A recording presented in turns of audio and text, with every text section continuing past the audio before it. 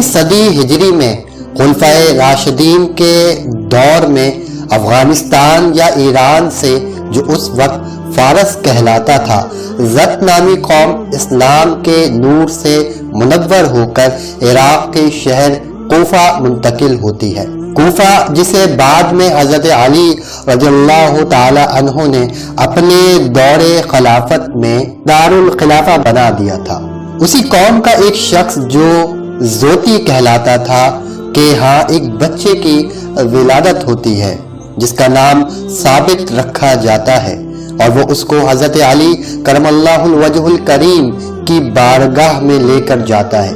حضرت علی رضی اللہ تعالی عنہ اس بچے پر نہایت شفقت فرماتے ہوئے اس کے لیے اور اس کے نسل کے لیے برکت کی دعا کرتے ہیں۔ عرصہ دراز بعد ثابت کے ہاں بھی ایک بیٹے کی ولادت ہوتی ہے جس کا نام نعمان رکھا جاتا ہے، اور یوں اس طرح حضرت نعمان بن ثابت رحمت اللہ تعالی پیدا ہوتے ہیں، جن کو اہل اسلام اور اہل دنیا امام اعظم ابو حنیفہ رحمت اللہ تعالی کے نام سے جانتی ہے۔ امام اعظم ابو حنیفہ کا نام کسی تعارف کا محتاج نہیں، کم و بیش 1300 سال سے آج تک اہل سنت و جماعت میں سے اکثریت جس فقہی مکتبہ فکر یا اسکول آف تھاٹ پر عمل کرتی آئی ہے وہ فقہ حنفی ہی ہے، جو امام ابو حنیفہ اور ان کے نہایت ہی قابل اور اعلیٰ ترین فہم دین رکھنے والے شاگردوں کی شاہکار کوششوں سے مدون اور مرتب ہوا۔ اس ویڈیو میں انشاءاللہ آپ کو امام ابو حنیفہ رحمت اللہ تعالی علیہ کی پیدائش سے لے کر ان کی شہادت تک بہت کچھ جاننے کو ملے گا، اور ان کے عظیم شخصی اور علمی مقام سے یقیناً روشناس ہو سکیں گے۔ امام ابو حنیفہ رحمت اللہ تعالی علیہ کی پیدائش کے وقت چند صحابہ کرام بھی حیات تھے۔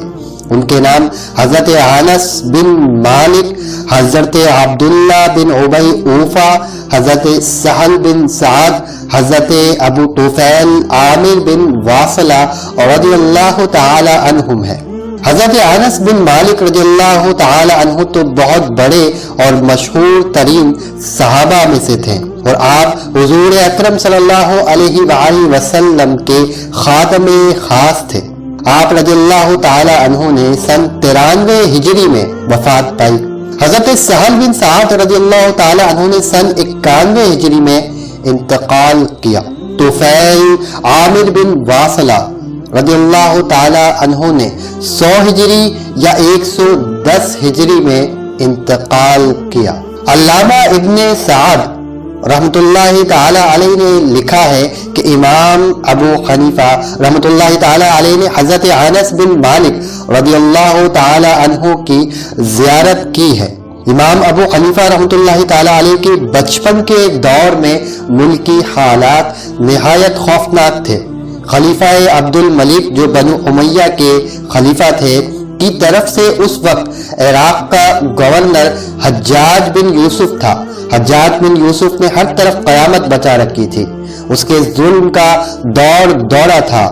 حجاج بن یوسف کے ظلم کا نشانہ بننے والے زیادہ تر عالم اور فاضل لوگ تھے۔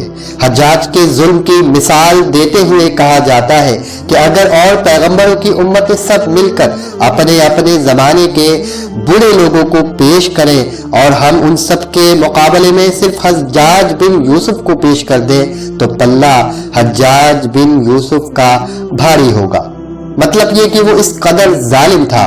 اس کا نتیجہ یہ تھا کہ عالم چھپتے پھرتے تھے، مطلب یہ کہ علمی سرگرمیاں دب کر رہ گئی تھی، اسلام کی روحانی برکتیں جیسے اڑ گئی تھی۔ جتنے بڑے عہدوں پر لوگ تھے اتنے ہی وہ ظالم تھے۔ حضرت عمر بن عبد العزیز رحمت اللہ تعالی علیہ فرمایا کرتے تھے کہ اس وقت ایسا لگتا تھا کہ گویا ساری دنیا ظلم سے بھر گئی ہو۔ مطلب یہ کہ ایسے دور میں تعلیمی سرگرمیاں بالکل ہی ماند پڑ چکی تھی، اگرچہ سلسلہ بالکل بند نہیں ہوا تھا، قرآن اور حدیث کی درس گاہیں موجود تھیں۔ پھر ایسا ہوا کہ سن 95 ہجری میں حجاج بن یوسف مر گیا۔ خلیفہ ولید نے بھی سن 6 ہجری میں وفات پائی۔ ولید کے بعد سلیمان بن عبد الملک خلیفہ بنے۔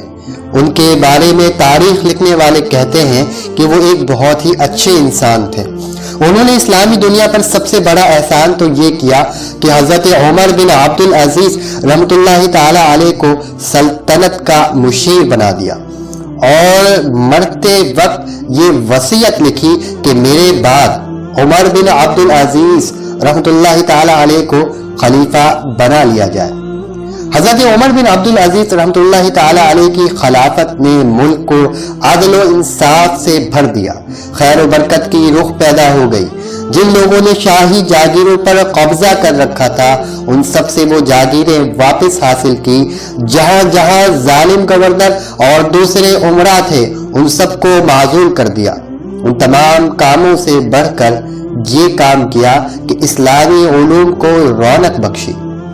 آپ رحمت اللہ تعالی علیہ نے امام زہری رحمت اللہ تعالی علیہ کو حکم دیا کہ حدیثوں کو جمع کریں۔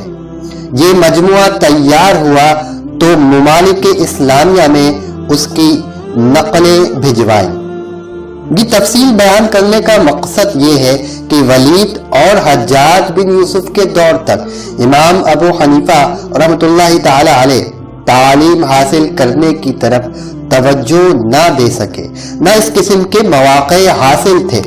باپ دادا تاجر تھے، لہذا امام ابو حنیفہ رحمۃ اللہ تعالی علیہ نے بھی تجارت شروع کر دی اور اپنی ذہانت سے تجارت کو بہت ترقی دی۔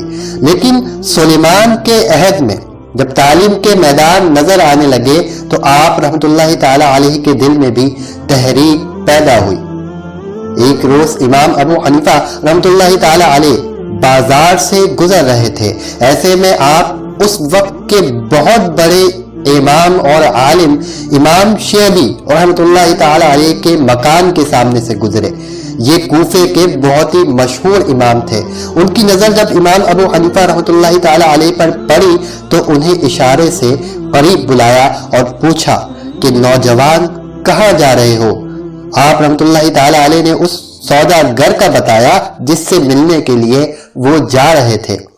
اس پر امام شیبی رحمۃ اللہ تعالی علیہ نے فرمایا میرا مطلب ہے کہ تم پڑھتے کس سے ہو؟ امام ابو حنیفہ رحمۃ اللہ تعالی علیہ نے ان کو جواب دیا افسوس کسی سے بھی نہیں۔ اب امام شیبی رحمۃ اللہ تعالی علیہ نے فرمایا مجھے تم میں قابلیت کے جوہر نظر آ رہے ہیں، تم علماء کی صحبت میں بیٹھا کرو۔ امام شیبی رحمۃ اللہ تعالی علیہ کی یہ نصیحت امام ابو حنیفہ کے دل پر اثر کر گئی۔ اب آپ پوری طرح علم حاصل کرنے کی طرف متوجہ ہوئے۔ کوفے میں اس وقت مذہبی روایتیں عام تھیں، مسائل پر بات ہوتی تھی۔ ایک عام آدمی بھی علماء کی مجلس میں بیٹھ کر یہ باتیں سن سکتا تھا۔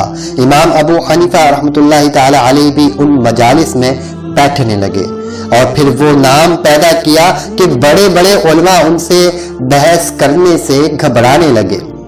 تجارت کی غرض سے امام ابو حنیفہ کو اکثر بصرہ جانا پڑتا تھا۔ یہ شہر ایسی بحثوں کا کھلا میدان تھا، مختلف مسالک میں بٹ جانے والے لوگ وہاں جمع ہوتے تھے اور بحث و مباحثے کرتے تھے۔ امام ابو حنیفہ رحمۃ اللہ تعالی علیہ نے جب بھی وہاں بحث میں حصہ لیا آپ رحمۃ اللہ تعالی علیہ ہمیشہ ان پر غالب رہے، سب کو لاجواب کیا، لیکن آخر اس قسم کے جھگڑوں کو چھوڑ چھاڑ کر آپ فقہ کی طرف مائل ہو گئے اور پھر تمام عمر فقہ پر صرف کر دی۔ تاہم کبھی کبھی آپ کو مناظرہ کرنا پڑ جاتا تھا۔ آگے چل کر ہم آپ کو امام ابو حنیفہ رحمۃ اللہ تعالی علیہ کے کچھ مناظروں کا ذکر بھی بتائیں گے۔ شروع میں آپ رحمۃ اللہ تعالی علیہ نے خوب مناظرے کی، پھر یکدم ترک کر دیے۔ اس کی وجہ خود بیان فرماتے ہیں کہ مجھے خیال آیا بڑے بڑے صحابہ کرام رضی اللہ تعالی عنہم اجمعین اس قسم کی بحثوں سے الگ رہا کرتے تھے، حالانکہ ان باتوں کی حقیقت ان سے زیادہ کون جان سکتا تھا۔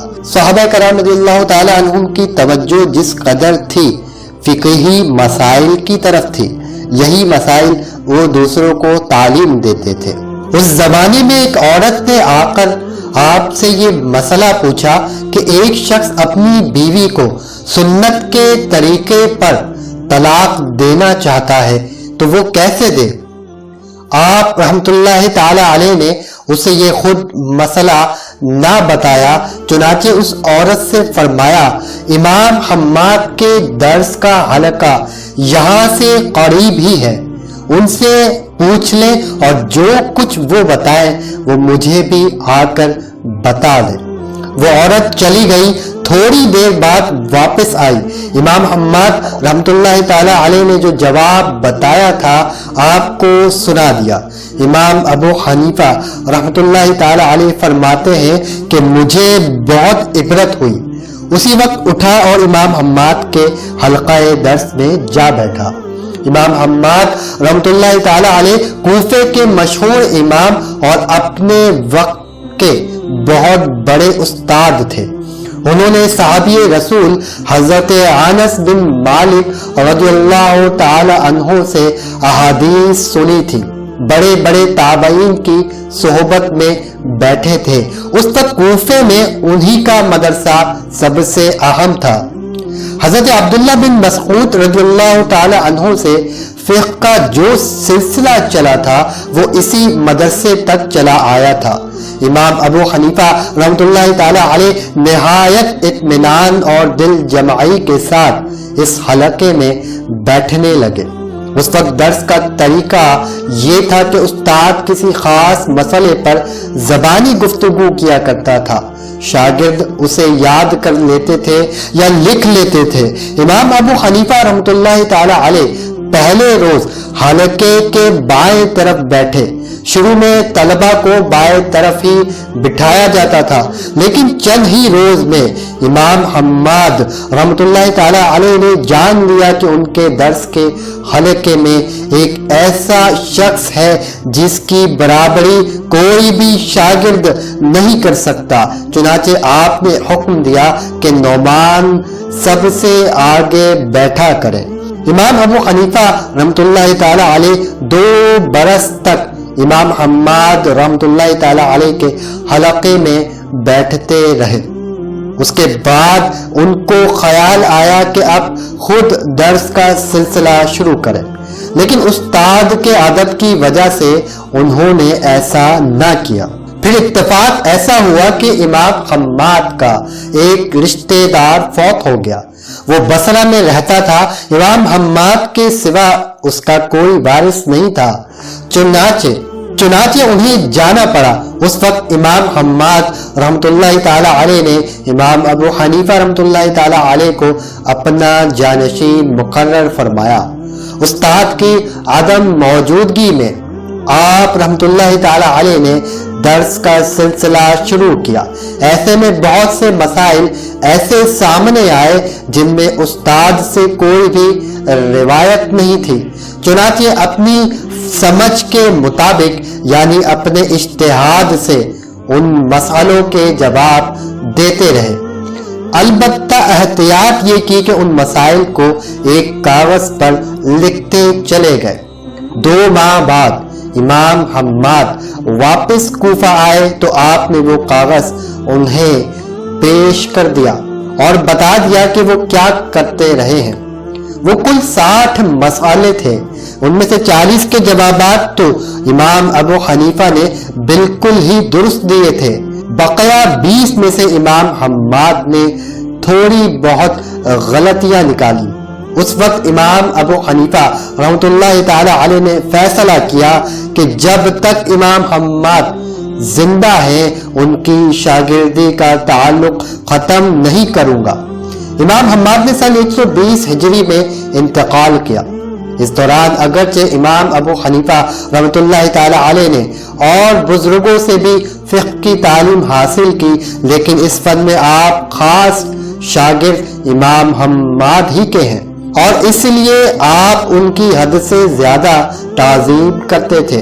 امام حماد رحمت اللہ تعالی علیہ کی شاگردی کے دور میں آپ نے حدیث کی طرف خاص طور پر توجہ نہ دی، کیونکہ حدیث کے بغیر فقہ کی تحقیق ہو ہی نہیں سکتی۔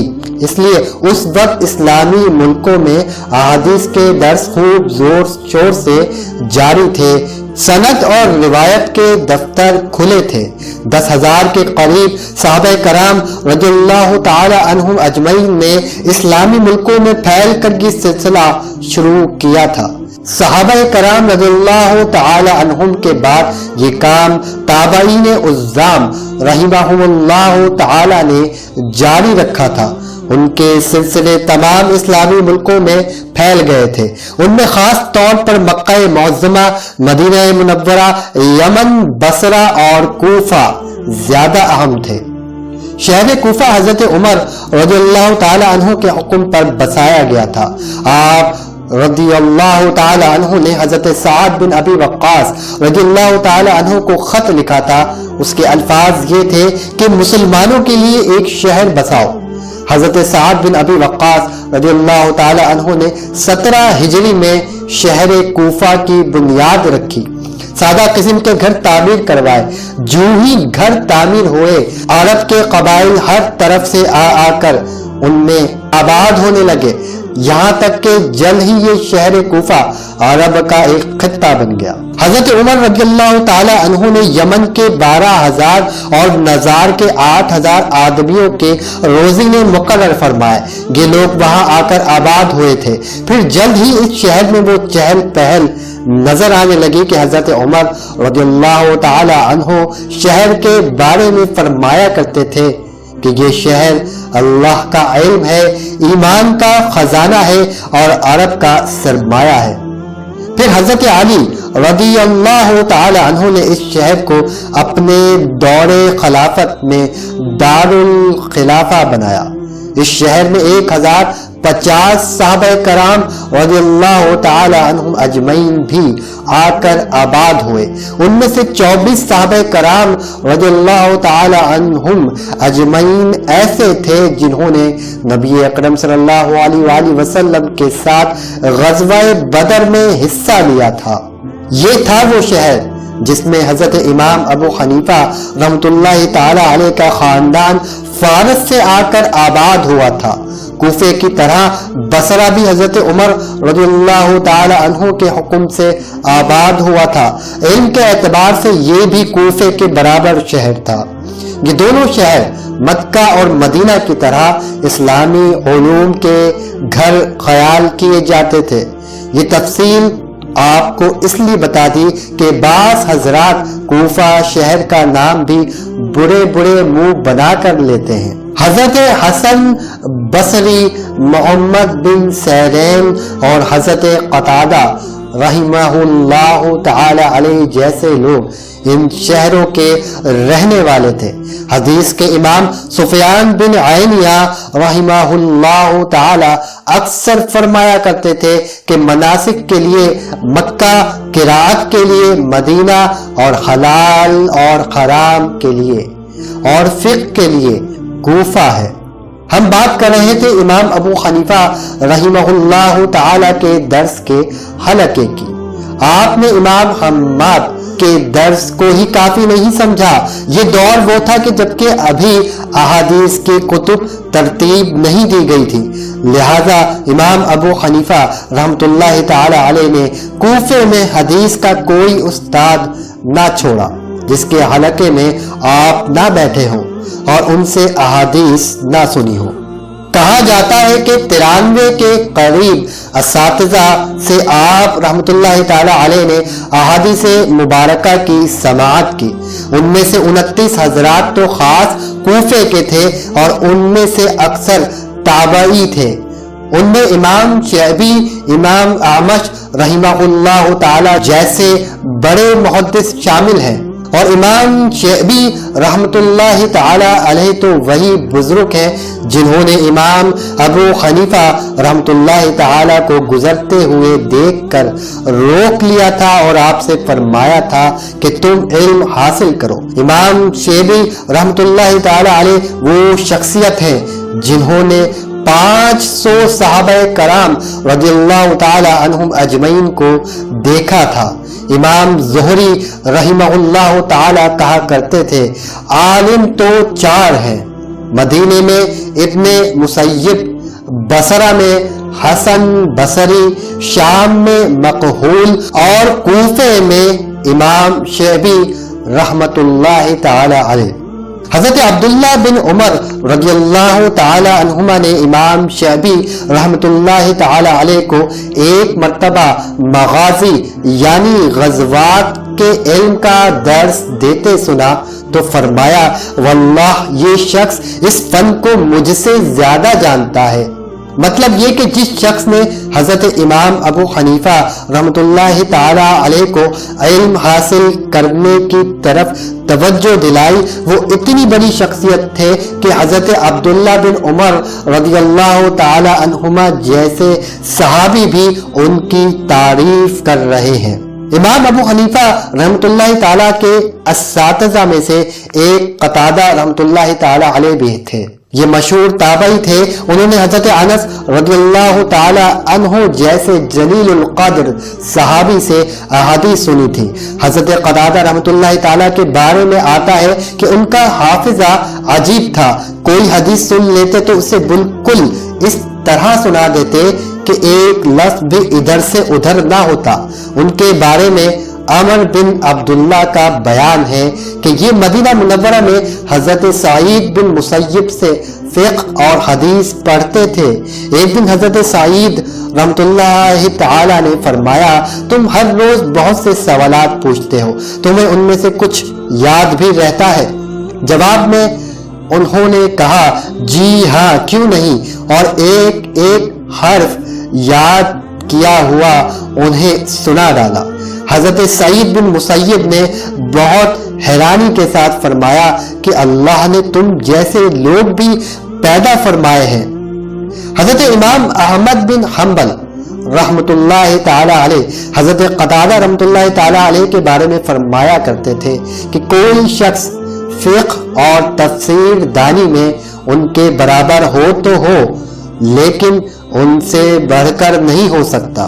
امام ابو حنیفہ رحمت اللہ تعالی علیہ کے ایک استاد حضرت شیبہ رحمت اللہ تعالی علیہ تھے، انہیں 2000 احادیث یاد تھی۔ حضرت سفیان ثوری رحمت اللہ تعالی علیہ نے ان کے بارے میں فرمایا کہ شیبہ علم الحدیث کے امیر المؤمنین ہیں۔ امام شافعی رحمت اللہ تعالی علیہ فرمایا کرتے تھے کہ شیبہ نہ ہوتے تو عراق میں حدیث کا رواج نہ ہوتا۔ شیبہ رحمت اللہ تعالی علیہ نے 160 ہجری میں انتقال کیا۔ سفیان ثوری رحمت اللہ تعالی علیہ کو ان کی وفات کی خبر ملی تو فرمایا آج فن حدیث بھی مر گیا۔ یہ امام شیبہ رحمت اللہ تعالی علیہ بھی امام ابو حنیفہ کے استاد تھے اور انہیں امام ابو حنیفہ رحمت اللہ تعالی علیہ سے خاص تعلق تھا۔ ان کی عدم موجودگی میں اکثر امام ابو حنیفہ رحمت اللہ تعالی علیہ کی تعریف کیا کرتے تھے، ان کی ذہانت اور سمجھ کا بار بار ذکر کرتے تھے، اور ایک بار انہوں نے حضرت امام ابو حنیفہ رحمت اللہ تعالی علیہ کے بارے میں فرمایا کہ جس طرح میں جانتا ہوں کہ آفتاب یا سورج روشن ہے، اسی طرح یقین سے کہہ سکتا ہوں کہ علم اور امام ابو حنیفہ ہم نشین یعنی ساتھ ساتھ ہیں۔ یحییٰ بن معین رحمت اللہ تعالی علیہ امام بخاری رحمت اللہ تعالی علیہ کے استاد تھے۔ ان سے کسی نے پوچھا کہ آپ کا امام ابو حنیفہ رحمت اللہ تعالی علیہ کے بارے میں کیا خیال ہے؟ انہوں نے جواب میں ارشاد فرمایا کہ شیبہ نے انہیں حدیث اور روایت کی اجازت دی ہے، اتنا کہہ دینا ہی کافی ہے، شیبہ آخر شیبہ ہے۔ اس ساری تفصیل کا مطلب یہ ہے کہ امام ابو حنیفہ رحمت اللہ تعالی علیہ کو ایسے استاد ملے تھے کہ ان تمام اساتذہ سے آپ کو احادیث کا بہت بڑا ذخیرہ ہاتھ آیا، لیکن سند حاصل کرنے کے لیے آپ کو حرمین شریفین جانا تھا۔ مکہ مکرمہ اور مدینہ منورہ اس وقت دینی علوم کے مرکز تھے۔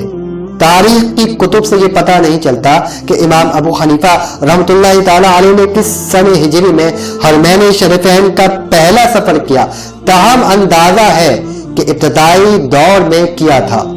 بہرحال جس زمانے میں آپ حرمین شریفین پہنچے وہاں درس کے حلقوں کا بہت زور تھا. بہت سے استاد ایسے تھے جنہوں نے براہ راست صحابہ کرام رضی اللہ تعالی عنہم اجمعین سے علم حاصل کیا تھا. ان اساتذہ کی الگ الگ درس گاہیں قائم تھیں. ان میں سے حضرت عطا بن ابی رباح رحمۃ اللہ تعالی علیہ کا حلقہ درس سب سے زیادہ بڑا تھا. حضرت عطا بن ابی رباح رحمۃ اللہ تعالی علیہ مشہور تابعی تھے.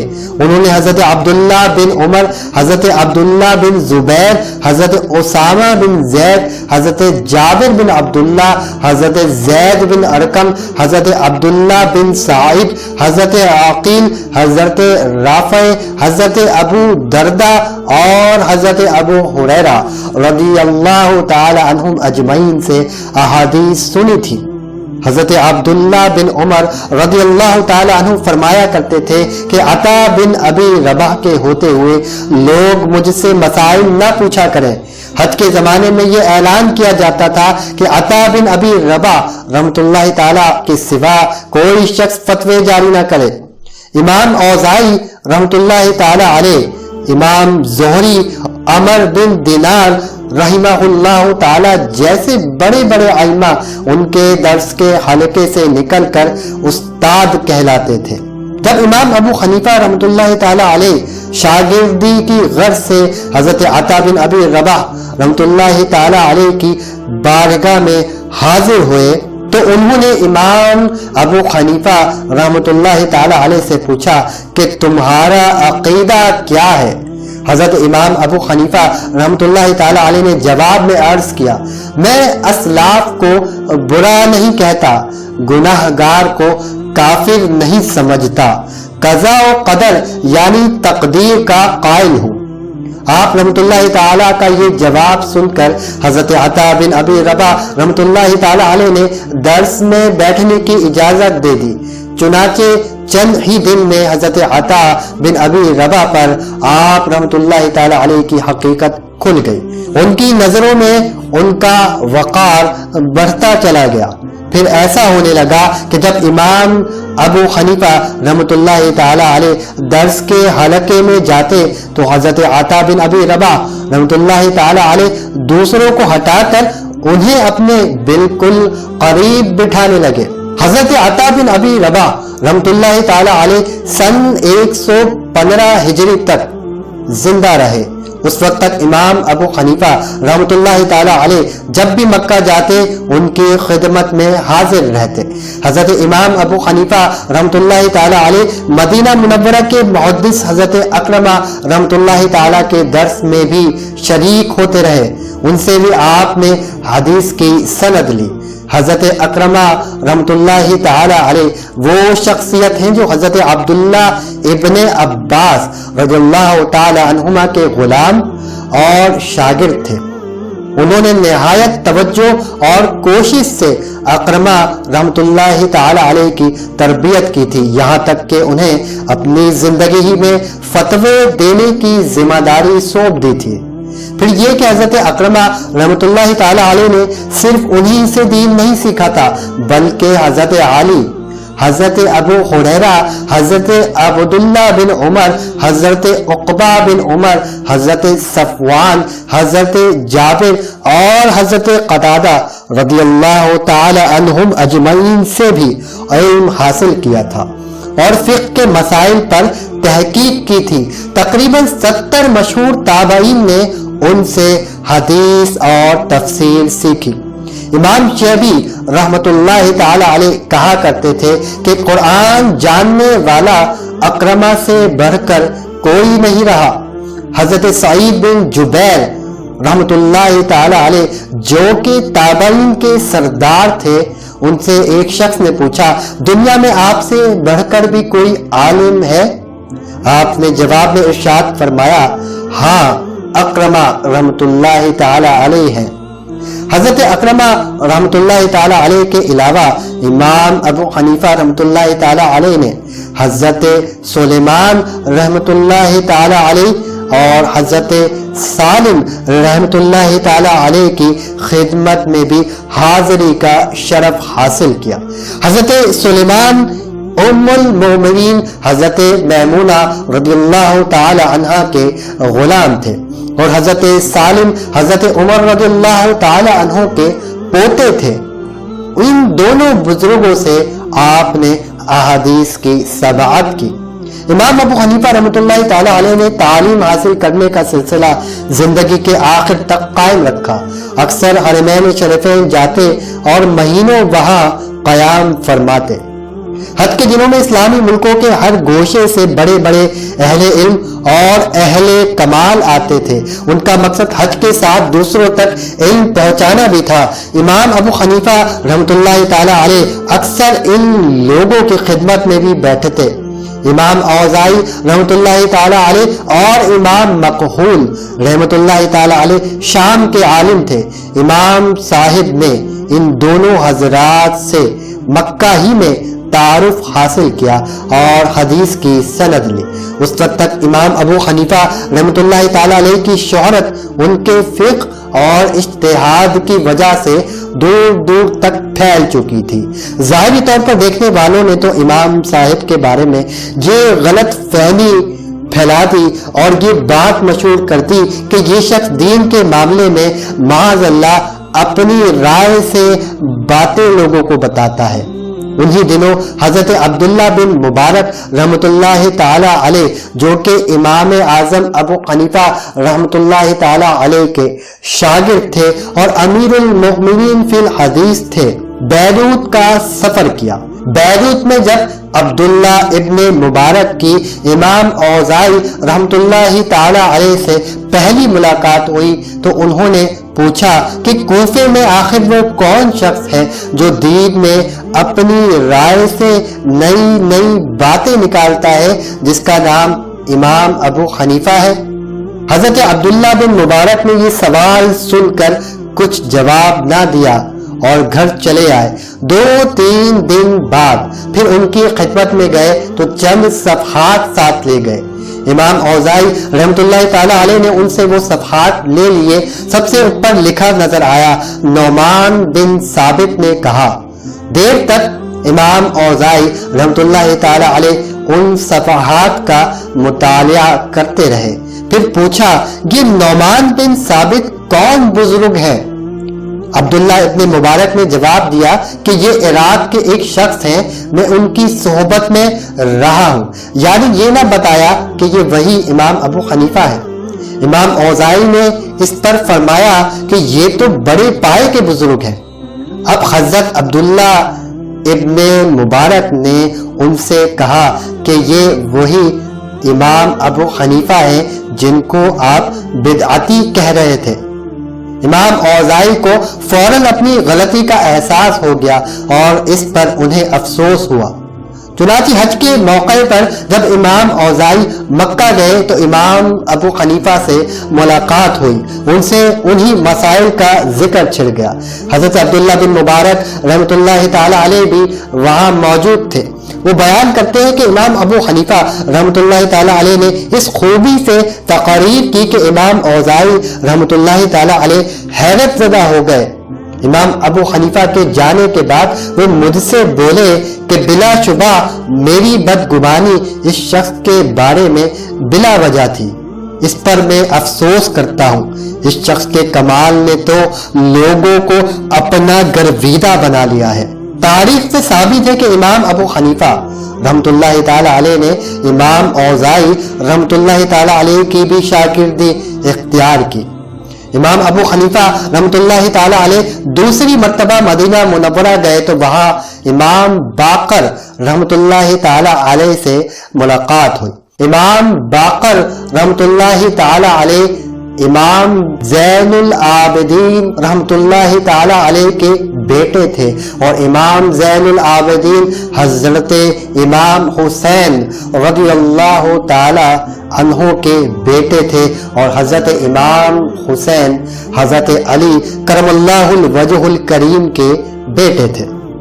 امام ابو حنیفہ کے ایک ساتھی نے امام باقر سے جب امام ابو حنیفہ کا تعارف کرایا تو آپ نے امام ابو حنیفہ سے فرمایا، اچھا تو تم وہی شخص ہو جو اپنے اجتہاد کی بنیاد پر ہمارے نانا جان حضور صلی اللہ علیہ وآلہ وسلم کی احادیث کے مقابلے میں قیاس سے کام لیتے ہو۔ یہ بالکل وہی بات تھی جو امام اوزاعی رحمۃ اللہ تعالی علیہ نے بھی پہلے کی تھی، کیونکہ امام ابو حنیفہ کے بارے میں ان کی زندگی میں لوگوں نے حسد کی وجہ سے غلط فہمیاں پھیلا رکھی تھی۔ چنانچہ امام ابو حنیفہ رحمۃ اللہ تعالی علیہ نے امام باقر کے اس سوال پر کہا کہ معاذ اللہ حدیث کی کون مخالفت کر سکتا ہے؟ آپ تشریف رکھیں تو میں کچھ عرض کروں۔ امام باقر رحمۃ اللہ تعالی علیہ تشریف فرما ہوئے، پھر ان کے درمیان کچھ اس طرح سے گفتگو ہوئی۔ امام ابو حنیفہ نے پوچھا کہ مرد ضعیف ہے یا عورت؟ امام باقر رحمۃ اللہ تعالی علیہ نے فرمایا عورت۔ امام ابو حنیفہ رحمۃ اللہ تعالی علیہ نے پوچھا وراثت میں مرد کا حصہ زیادہ ہے یا عورت کا؟ امام باقر رحمۃ اللہ تعالی علیہ نے فرمایا مرد کا۔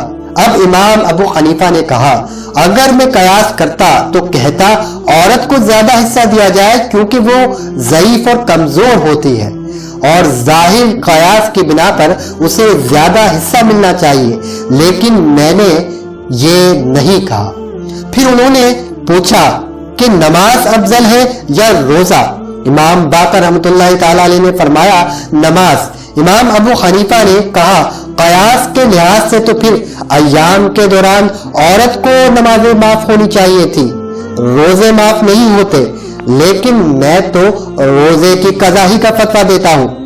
امام باقر رحمۃ اللہ تعالی علیہ ان کے جواب سن کر اس قدر خوش ہوئے کہ انہوں نے امام ابو حنیفہ رحمۃ اللہ تعالی علیہ کی پیشانی مبارک چوم لی۔ امام ابو حنیفہ رحمۃ اللہ تعالی علیہ ایک مدت تک حضرت امام باقر رحمۃ اللہ تعالی علیہ کی خدمت میں بھی حاضر ہوتے رہے اور فقہ اور حدیث کی بہت سی نادر باتیں ان سے حاصل کی۔ مخالفین بھی یہ بات مانتے ہیں کہ امام ابو حنیفہ کی معلومات کا بہت بڑا ذخیرہ امام باقر رحمۃ اللہ تعالی علیہ کا فیض تھا۔ جو اس طرح امام ابو حنیفہ رحمۃ اللہ تعالی علیہ نے صحابہ کرام رضی اللہ تعالی عنہم اجمعین کے فیض کے ساتھ ساتھ اہل بیت اطہار کا فیض بھی حاصل کیا۔ حضرت امام جعفر صادق رحمۃ اللہ تعالی علیہ امام باقر رحمۃ اللہ تعالی علیہ کے فرزند تھے۔ امام ابو حنیفہ رحمۃ اللہ تعالی علیہ نے ان سے بھی بہت کچھ حاصل کیا۔ یا تو وہ زمانہ تھا کہ امام ابو حنیفہ نے ایک طالب علم کی حیثیت سے حرمین شریفین کا سفر کیا تھا، یا اب نوبت یہاں تک پہنچی کہ سفر کا ارادہ کرتے تو ہر طرف یہ بات مشہور ہو جاتی اور لوگ کہتے سنائی دیتے کہ عراق کا فقیہ عرب جا رہا ہے۔ جس شہر یا گاؤں سے آپ کا گزر ہوتا ہزارہ لوگ آپ کے گرد جمع ہو جاتے۔ ایک مرتبہ مکہ معظمہ گئے تو لوگوں کے ہجوم کی حالت یہ تھی کہ تل دھرنے کی جگہ نہ بچی۔ فقہ اور حدیث دونوں کے جاننے والے لوگ جمع تھے۔ شوق کا یہ عالم تھا کہ ایک پر ایک گرا پڑتا تھا۔ ایک مرتبہ امام ابو حنیفہ رحمۃ اللہ تعالی علیہ ایک حدیث کی تحقیق کے لیے خزیب رحمۃ اللہ تعالی علیہ کے پاس گئے۔ محمد بن فضیل رحمۃ اللہ تعالی علیہ آپ کے ساتھ تھے۔ وہ فرماتے ہیں کہ جو ہی خزیب رحمۃ اللہ تعالی علیہ نے آپ کو آتے دیکھا، اٹھ کھڑے ہوئے، نہایت تعظیم کے ساتھ لا کر اپنے برابر بٹھایا۔ حضرت عمر بن دینار رحمت اللہ تعالی علیہ مکہ معظمہ کے مشہور محدث تھے۔ امام ابو حنیفہ رحمت اللہ تعالی علیہ کی موجودگی میں کسی اور سے مخاطب نہیں ہوتے تھے۔ امام ابو حنیفہ رحمت اللہ تعالی علیہ امام مالک رحمت اللہ تعالی علیہ کے درس میں بھی بیٹھتے تھے۔ اگرچہ امام مالک عمر میں امام ابو حنیفہ سے 13 سال چھوٹے تھے، آپ ان کے سامنے بہت باادب ہو کر بیٹھتے تھے، جیسا کہ شاگرد استاد کے سامنے بیٹھتے ہیں۔ امام مالک رحمۃ اللہ تعالی علیہ بھی ان کا بہت احترام کرتے تھے۔ حضرت عبداللہ بن مبارک رحمۃ اللہ تعالی علیہ بیان کرتے ہیں کہ میں امام مالک رحمۃ اللہ تعالی علیہ کی خدمت میں حاضر تھا، ایسے میں ایک بزرگ آئے، امام مالک رحمۃ اللہ تعالی علیہ نے ان کی بہت تعظیم کی اور اپنے برابر بٹھایا۔ ان کے جانے کے بعد امام مالک رحمۃ اللہ تعالی علیہ نے پوچھا، جانتے ہو یہ کون تھے؟ حضرت عبداللہ ابن مبارک کہتے ہیں کہ میں نے انکار میں سر ہلا دیا تو فرمایا، یہ ابو حنیفہ عراقی تھے، یہ اگر اس ستون کو سونے کا ستون ثابت کرنا چاہیں تو ایسا کر سکتے ہیں۔ اسی واقعے کے بعد عبداللہ ابن مبارک رحمۃ اللہ تعالی علیہ نے امام ابو حنیفہ کی باقاعدہ شاگردی اختیار کر لی تھی۔ امام ابو حنیفہ رحمۃ اللہ تعالی علیہ کے اساتذہ بے شمار ہیں۔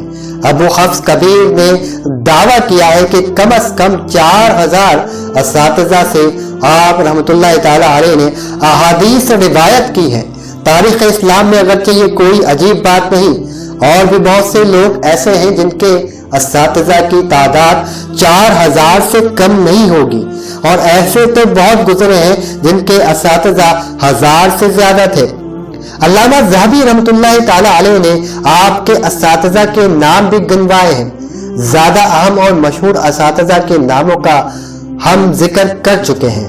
اتنے زیادہ اساتذہ ہونے کے باوجود امام ابو حنیفہ رحمۃ اللہ تعالی علیہ احادیث کی روایت کے معاملے میں بہت زیادہ محتاط تھے۔ ایک مرتبہ آپ رحمۃ اللہ تعالی علیہ اپنے استاد امام حماد رحمۃ اللہ تعالی کے ساتھ امام اعمش رحمۃ اللہ تعالی علیہ سے ملاقات کے لیے گئے۔ چلتے چلتے مغرب کا وقت ہو گیا، وضو کے لیے پانی کی تلاش ہوئی مگر پانی نہ مل سکا۔ امام حماد رحمۃ اللہ تعالی علیہ نے تیمم کرنے کے لیے کہا۔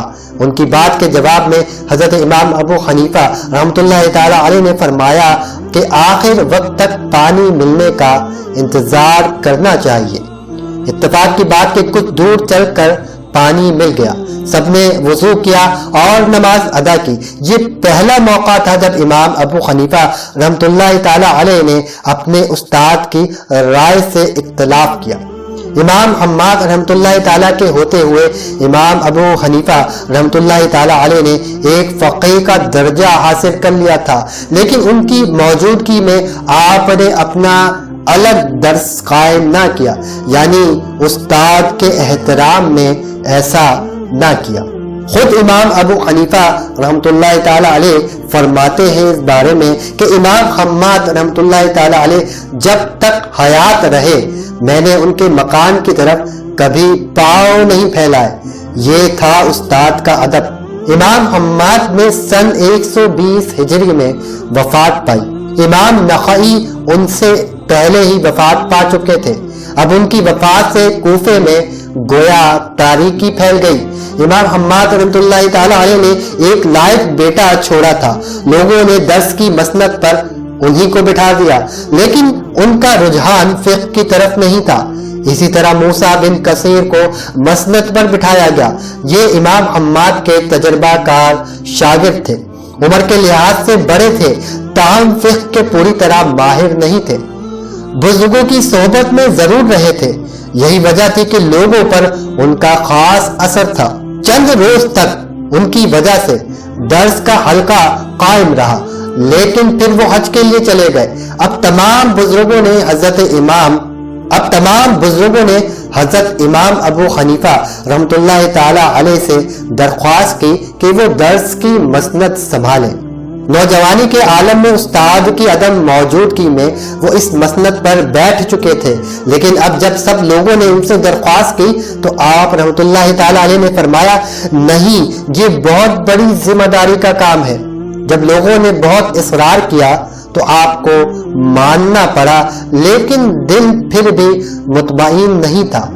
انہی دنوں آپ رحمۃ اللہ تعالی علیہ نے خواب دیکھا کہ نبی کریم صلی اللہ علیہ وآلہ وسلم کی قبر انور کو کھول رہے ہیں۔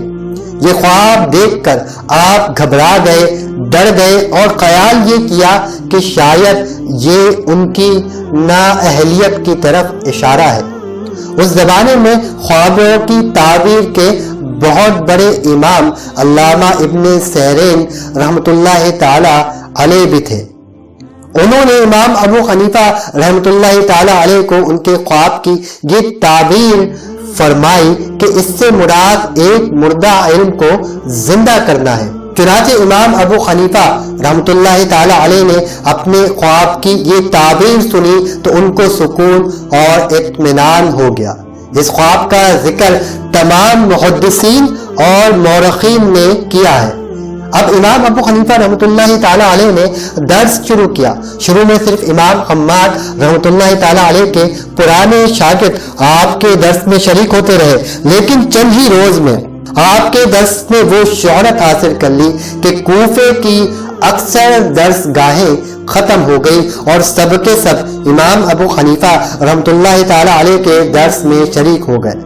پھر تو حالت یہ ہوئی کہ خود ان کے استاد مثلا معمر بن قدام اور امام اعمش رحمۃ اللہ تعالی علیہ جیسے لوگ آپ سے مسائل معلوم کرنے لگے اور لوگوں کو ترغیب دینے لگے کہ امام ابو حنیفہ رحمۃ اللہ تعالی علیہ کے درس میں بیٹھا کرو۔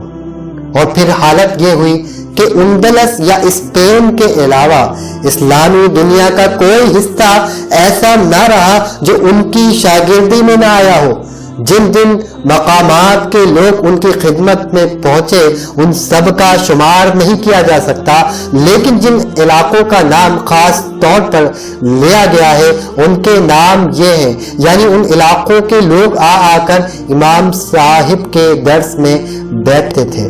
ان علاقوں میں مکہ، مدینہ، دمشق، بصرہ، واسطہ، موصل، زیرہ، رقہ، نصیبین، رم اللہ، مصر، یمن، یمامہ، بحرین، بغداد، اہواز، کرمان، اصفہان، حلوان، استر آباد، ہمدان، نہاوند، رے، قومس، دامغان، تبرستان، جرجان، نیشا پور، سرخس، مسا، بخارا، سمرقند، صنعان، ترمز، ہرات، مہتار، خوارزم، سیستان، مدائن، مسیحہ، حمص۔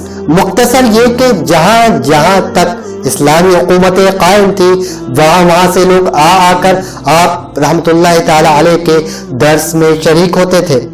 انہی دنوں خلیفہ مروان نے کوفہ کا گورنر یزید بن عمر بن حبیرہ کو مقرر کر دیا۔ ان دنوں عراق میں فساد برپا تھا۔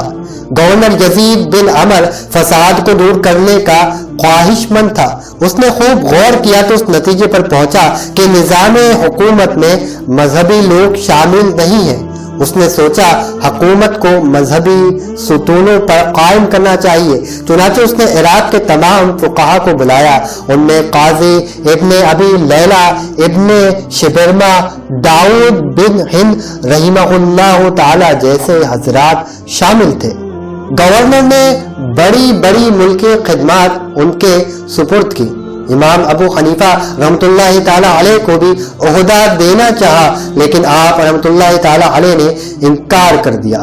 اس پر یزید نے قسم کھا کر کہا کہ یہ عہدہ آپ کو منظور کرنا ہوگا۔ آپ رحمۃ اللہ تعالی علیہ نے فرمایا نہیں، میں یہ عہدہ قبول نہیں کر سکتا۔ یزید نے کہا کہ میں جبرن ایسا کرواؤں گا۔ حضرت امام ابو حنیفہ رحمۃ اللہ تعالی علیہ نے پھر بھی انکار کیا اور فرمایا اگر یزید مجھ سے صرف یہ کہے کہ میں مسجد کے دروازے گن دوں تو میں اتنا بھی نہیں کروں گا، کیونکہ مجھے یہ گوارا نہیں کہ یزید کسی مسلمان کے قتل کا حکم لکھے اور میں اس حکم پر مہر لگاؤں۔ آپ کا یہ جواب سن کر یزید طیش میں آ گیا۔ اس نے حکم دیا ہر روز انہیں 10 کوڑے لگائے جائے۔ اس ظالمانہ حکم کی تعمیل کی گئی۔ آپ کو روزانہ 10 کوڑے لگائے جانے لگے۔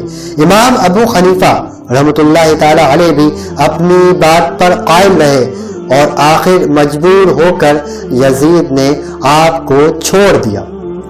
اللہ تعالیٰ نے امام ابو حنیفہ رحمۃ اللہ تعالی علیہ کو سیرت کے ساتھ ساتھ حسن بھی عطا فرمایا تھا۔ قد درمیانہ تھا، گفتگو نہایت شیریں تھی، آواز بلند تھی، کتنا ہی پیچیدہ مضمون ہو نہایت صفائی سے بیان کر سکتے تھے، خوش لباس تھے، عام طور پر قیمتی لباس پہنتے تھے۔ امام ابو حنیفہ رحمۃ اللہ تعالی علیہ دوسرے علماء سے مختلف تھے۔ ان کے زمانے کے علماء شاہی دربار سے وظیفے لیتے تھے اور اس بات کو عیب خیال نہیں کرتے تھے۔ امام ابو حنیفہ شاہی دربار سے کوئی وظیفہ نہیں لیتے تھے اور نہ اس کو اچھا سمجھتے تھے۔ یہی وجہ تھی کہ امام ابو حنیفہ رحمۃ اللہ تعالی علیہ کو حق بات کہنے میں کوئی جھجک نہیں ہوتی تھی۔ انسان کتنا ہی صاف گو ہو، احسان وہ جادو ہے کہ اس سے بچنا ممکن نہیں۔ امام ابو حنیفہ رحمۃ اللہ تعالی علیہ نے تمام عمر کسی کا احسان نہ لیا، اسی لیے ان کی آواز کو کوئی دبا نہ سکا۔ ایک دن کوفے کے گورنر حبیرہ نے آپ سے کہا کہ آپ کبھی کبھی تشریف لے آیا کریں تو یہ مجھ پر احسان ہوگا۔ جواب میں امام ابو حنیفہ رحمۃ اللہ تعالی علیہ نے فرمایا، میں تم سے مل کر کیا کروں گا؟ اگر تم مہربانی سے پیش آئے تو ڈر ہے کہ میں تمہارے دام میں نہ آ جاؤں۔ تمہارے پاس جو مال و دولت ہے مجھے اس کی ضرورت نہیں، اور جو دولت میرے پاس ہے یعنی علم کی دولت اسے کوئی بھی نہیں چھین سکتا۔ ایک روز خلیفہ منصور کا اپنی بیوی سے کچھ جھگڑا ہو گیا۔ بیوی کو شکایت تھی کہ خلیفہ انصاف نہیں کرتا۔ اس پر خلیفہ نے کہا کسی کو منصف مقرر کر لو۔ اس کی بیوی نے امام ابو حنیفہ رحمۃ اللہ تعالی علیہ کا نام تجویز کر دیا۔ خلیفہ نے اسی وقت امام ابو حنیفہ رحمۃ اللہ تعالی علیہ کو بلا بھیجا۔ بیوی پردے کے دوسری طرف بیٹھ گئی تاکہ امام ابو حنیفہ رحمۃ اللہ تعالی علیہ جو بھی فیصلہ کریں اس کو وہ اپنے کانوں سے سن سکے۔ خلیفہ منصور نے امام ابو حنیفہ رحمۃ اللہ تعالی علیہ سے پوچھا، شرع کی رو سے مرد کتنے نکاح کر سکتا ہے؟ امام ابو حنیفہ نے جواب دیا 4۔ منصور نے پردے کی طرف منہ کر کے کہا کہ سنتی ہو؟ پردے کے پیچھے سے اس کی زوجہ کی آواز آئی کہ ہاں سن چکی ہوں۔ اب امام ابو حنیفہ رحمۃ اللہ تعالی علیہ نے منصور کو مخاطب ہو کر کہا، مگر یہ اجازت اس شخص کے لیے ہے جو عدل کرنے پر قادر ہو، ورنہ ایک سے زائد نکاح اچھا نہیں۔ منصور چپ ہو گیا۔ امام ابو حنیفہ گھر آ گئے۔ ابھی زیادہ دیر نہیں گزری تھی کہ ایک خادم 50,000 درہم کے توڑے لیے حاضر ہوا۔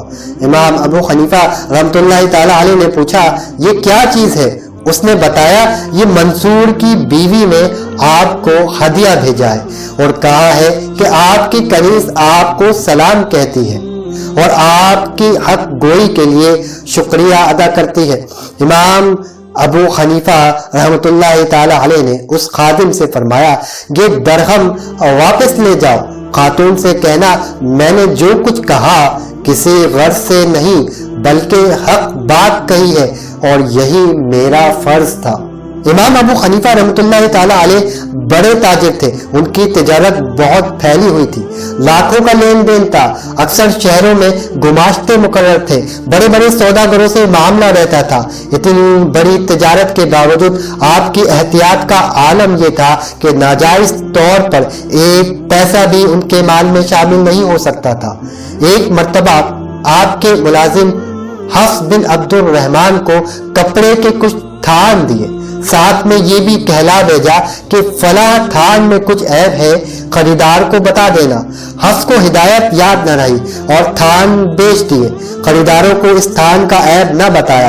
امام ابو حنیفہ رحمۃ اللہ تعالی علیہ کو جب یہ بات معلوم ہوئی تو انہیں بہت افسوس ہوا۔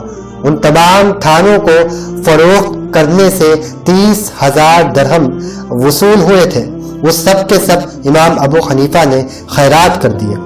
ایک عورت خز کا ایک تھان آپ کے پاس لائی اور بولی کہ یہ میرا تھان فروخت کرا دیں۔ امام ابو حنیفہ نے پوچھا کہ آپ یہ کتنے میں فروخت کرنا چاہتی ہیں؟ اس عورت نے کہا 100 درہم کا فروخت کرنا چاہتی ہوں۔ امام ابو حنیفہ نے فرمایا اس تھان کی یہ قیمت تو کم ہے۔ اس نے کہا تو پھر 200 درہم میں فروخت کرا دے۔ آپ رحمۃ اللہ تعالی علیہ نے فرمایا یہ تھان کم از کم 500 100 کا ہے۔ یہ سن کر خاتون بہت حیران ہوئی۔ اس نے کہا کہ شاید آپ مجھ سے مذاق کر رہے ہیں۔ یہ سن کر خاتون بہت حیران ہوئی۔ اس نے کہا کہ شاید آپ مجھ سے مذاق کر رہے ہیں۔ اس کی بات سن کر امام ابو حنیفہ رحمۃ اللہ تعالی علیہ نے 500 درہم اپنے پاس سے دے دیے اور تھان رکھ لیا۔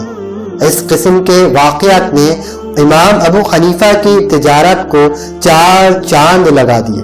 دراصل تجارت سے آپ رحمۃ اللہ تعالی علیہ دوسروں کو فائدہ پہنچانے کی کوشش کیا کرتے تھے۔ آپ کے جتنے دوست اور ملنے والے تھے آپ نے ان سب کے وظیفے مقرر کر رکھے تھے۔ اپنے اساتذہ اور دوسرے عالموں کے لیے آپ نے اپنی تجارت کا ایک حصہ مقرر کیا ہوا تھا۔ اس سے جتنا نفع حاصل ہوتا سال کے سال ان سب کو بھیجا جاتا۔ آپ کا ایک عام طریقہ یہ تھا کہ گھر والوں کے لیے جتنی چیز بھیجتے اتنی ہی علماء کو بھجواتے۔ کوئی شخص ملنے کے لیے آ جاتا تو اس کا حال پوچھتے، اگر وہ ضرورت مند ہوتا تو اس کی ضرورت پوری کرتے۔ شاگردوں میں کوئی تنگ دست نظر آتا تو اس کی گھریلو ضرورت پوری کرتے تاکہ وہ اطمینان سے علم حاصل کر سکے۔ کتنے ہی ایسے تھے جو مالی مشکلات کی وجہ سے علم حاصل نہیں کر سکتے تھے، لیکن امام ابو حنیفہ رحمۃ اللہ تعالی علیہ کی وجہ سے انہوں نے علم حاصل کیا اور بڑے بڑے مرتبوں پر پہنچے۔ انہی میں سے ان کے ایک مشہور شاگرد امام ابو یوسف رحمۃ اللہ تعالی علیہ بھی تھے۔ ایک مرتبہ کچھ لوگ آپ رحمۃ اللہ تعالی علیہ سے ملنے کے لیے آئے۔ ان میں سے ایک شخص ظاہری طور پر تنگ دست محسوس ہوا۔ جب سب لوگ رخصت ہونے لگے تو آپ رحمۃ اللہ تعالی علیہ نے اس سے فرمایا کہ تم ذرا ٹھہر جاؤ۔ جب دوسرے لوگ چلے گئے تو اس سے فرمایا جائے نماز اٹھاؤ۔ اس نے جائے نماز اٹھائی تو نیچے درہموں کی ایک تھیلی نظر آئی۔ امام ابو حنیفہ کا مطلب یہ تھا کہ تم یہ تھیلی لے لو۔ اس پر اس شخص نے کہا کہ میں تنگ دست نہیں ہوں۔ یہ سن کر امام ابو حنیفہ رحمۃ اللہ تعالی علیہ بولے کہ تب پھر حالت ایسی نہ رکھو کہ دوسرے تمہیں تنگ دست خیال کریں۔ ایک مرتبہ آپ کسی بیمار کی عیادت کو جا رہے تھے کہ راستے میں ایک شخص مل گیا۔ اس سے آپ کو اپنا کچھ قرض لینا تھا۔ اس نے آپ کو دور سے دیکھ لیا، وہ کنی کترا کر نکلنے لگا تو آپ نے اسے ایسا کرتے دیکھ لیا، لہذا پکارے کہاں جاتے ہو؟ وہ کھڑا ہو گیا۔ آپ نے اس کے قریب پہنچ کر پوچھا تم نے راستہ کیوں بدلا؟ اس نے جواب دیا مجھے آپ کے 10,000 درہم دینے ہیں، میں ابھی تک ادا نہیں کر سکا، لہذا شرم کی وجہ سے راستہ بدل رہا تھا۔ امام ابو حنیفہ رحمۃ اللہ تعالی علیہ اس کی غیرت سے متاثر ہوئے، اس سے فرمایا جاؤ میں نے تمہیں اپنا قرض معاف کر دیا۔ ایک بار حج کے سفر میں عبداللہ سہمی نامی شخص آپ کے ساتھ تھا۔ کسی مقام پر ایک بدو نے اسے پکڑ لیا اور امام ابو حنیفہ رحمۃ اللہ تعالی کے سامنے کرتے ہوئے بولا اس نے مجھ سے قرض لیا تھا، یہ میرا قرض ادا نہیں کرتا۔ امام ابو حنیفہ نے عبداللہ سہمی سے پوچھا یہ کیا معاملہ ہے؟ عبداللہ سہمی نے جواب دیا یہ غلط کہتا ہے۔ اب آپ نے بدو سے کہا کتنے درہموں کا جھگڑا ہے؟ اس نے جواب دیا 40 درہموں کا۔ یہ سن کر آپ رحمۃ اللہ تعالی علیہ نے فرمایا کیا دنیا سے غیرت اٹھ گئی؟ اتنی سی بات پر جھگڑا ہو رہا ہے؟ یہ کہا اور 40 درہم اس بدو کو اپنے پاس سے ادا کر دیے۔ ابراہیم بن عتبہ نے لوگوں سے قرض لے رکھا تھا، رقم 4000 درہم تھی۔ اسی بنیاد پر انہوں نے لوگوں سے ملنا چھوڑ دیا تھا۔ ایک دوست نے انہیں مشورہ دیا کہ ہم چندہ جمع کر لیتے ہیں اور اس طرح قرض ادا کر دیں گے۔ تجویز منظور ہو گئی۔ خود تجویز بتانے والے نے چندہ جمع کرنا شروع کر دیا۔ یہ صاحب امام ابو حنیفہ رحمۃ اللہ تعالی علیہ کے پاس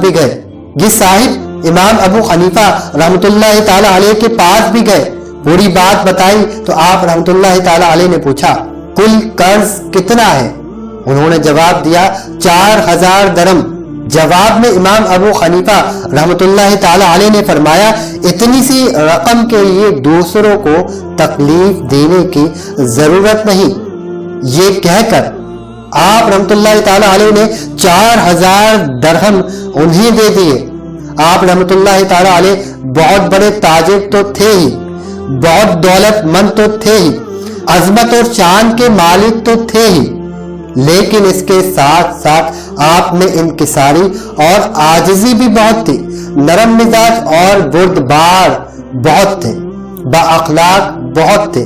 یزید بن کمیت کا بیان ہے کہ ایک روز میں امام ابو حنیفہ رحمۃ اللہ تعالی علیہ کی خدمت میں حاضر تھا۔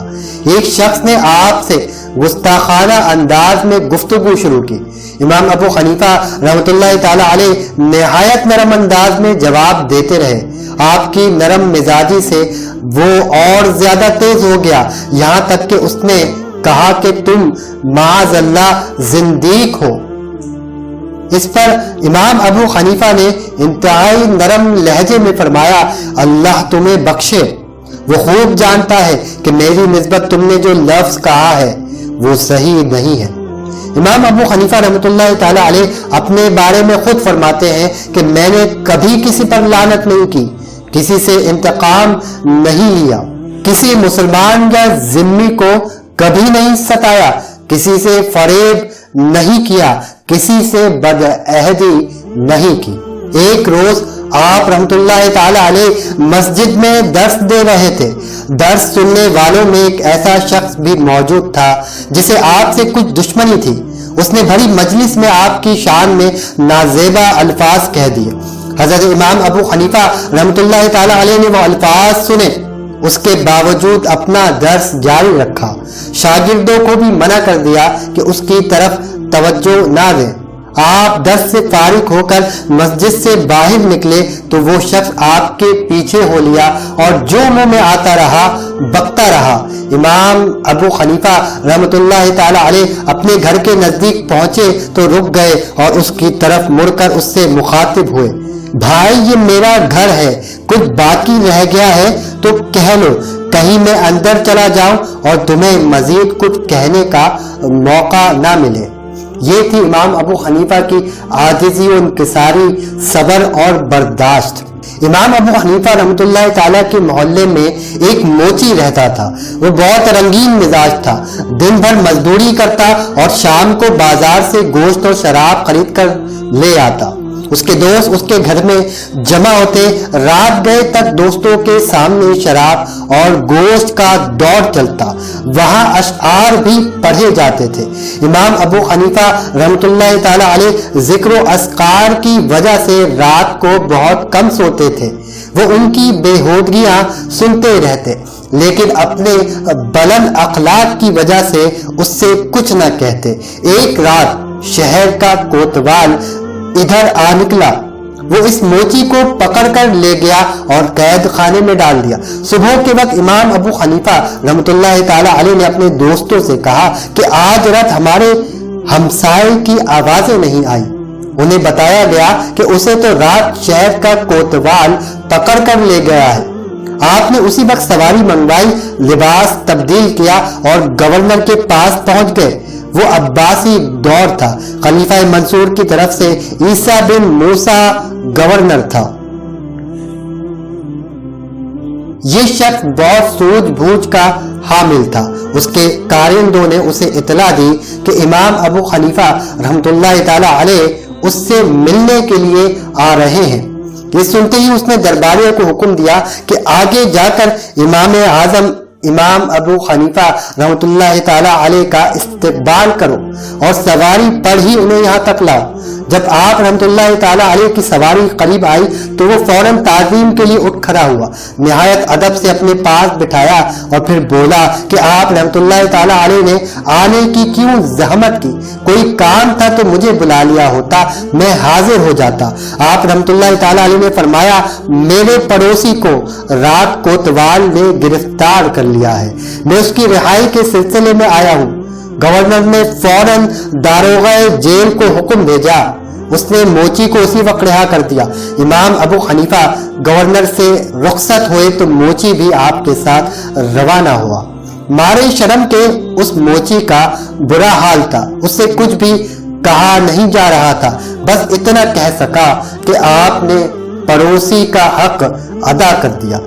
اس کے بعد اس نے عیش پرستی سے نہ صرف یہ کہ توبہ کر لی بلکہ امام ابو حنیفہ رحمۃ اللہ تعالی علیہ کے درس کے حلقے میں بیٹھنے لگا۔ رفتہ رفتہ اس نے علم فقہ میں مہارت حاصل کر لی اور فقیہ کے لقب سے پکارا جانے لگا۔ امام ابو حنیفہ کے والد آپ کے بچپن میں ہی فوت ہو گئے تھے، والدہ ایک مدت تک زندہ رہیں۔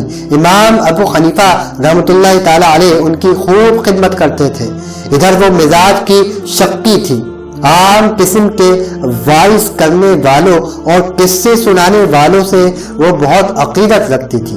کوفے میں عمر بن زر ایک مشہور واعظ تھے، ان کے ساتھ انہیں خاص عقیدت تھی۔ کوئی مسئلہ پوچھنے کی ضرورت پیش آتی تو وہ امام ابو حنیفہ رحمۃ اللہ تعالی علیہ کو حکم دیتی کہ عمر بن زر سے یہ مسئلہ پوچھ کر آؤ۔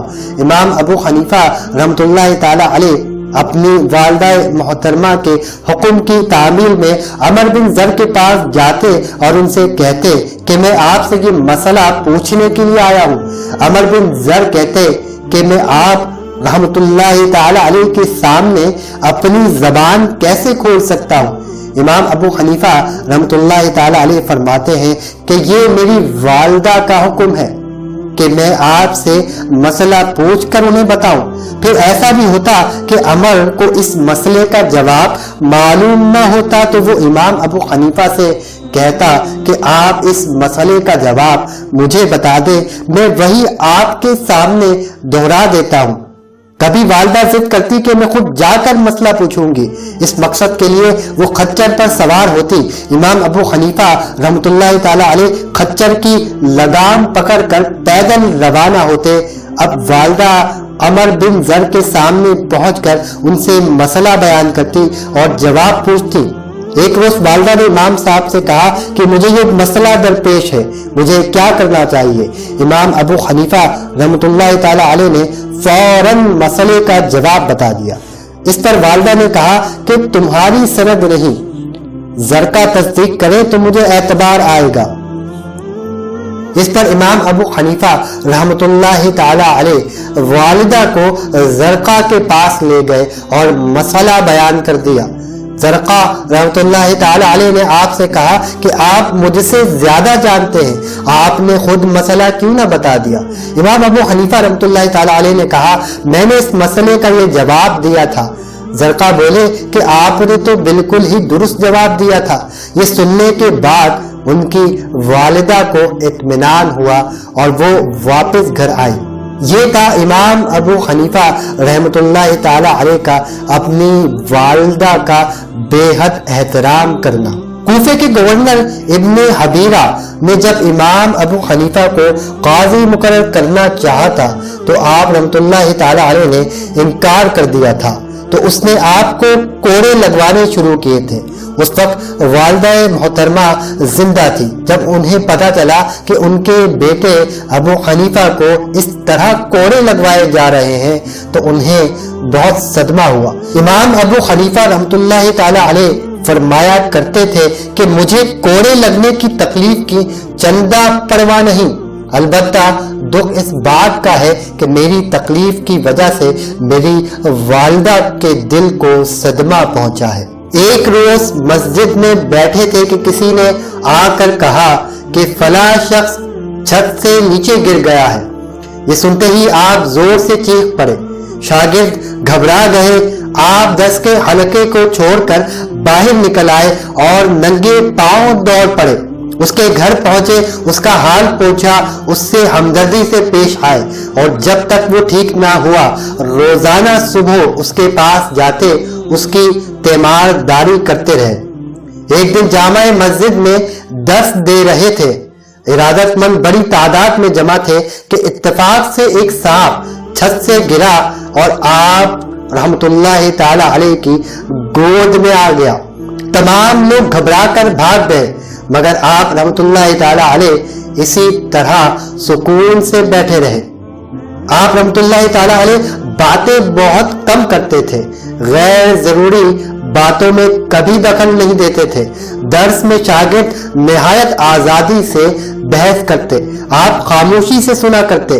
جب بحث زیادہ بڑھ جاتی اور شاگرد کوئی فیصلہ نہ کر پاتے تب آپ بات کرتے، ان کے درمیان فیصلہ کرتے۔ اس طرح سب کا اطمینان ہو جاتا۔ آپ غیبت سے مکمل طور پر پرہیز کرتے۔ اللہ تعالیٰ کا اس بات پر بہت شکر ادا کرتے کہ ان کی زبان اس آلودگی سے پاک ہے۔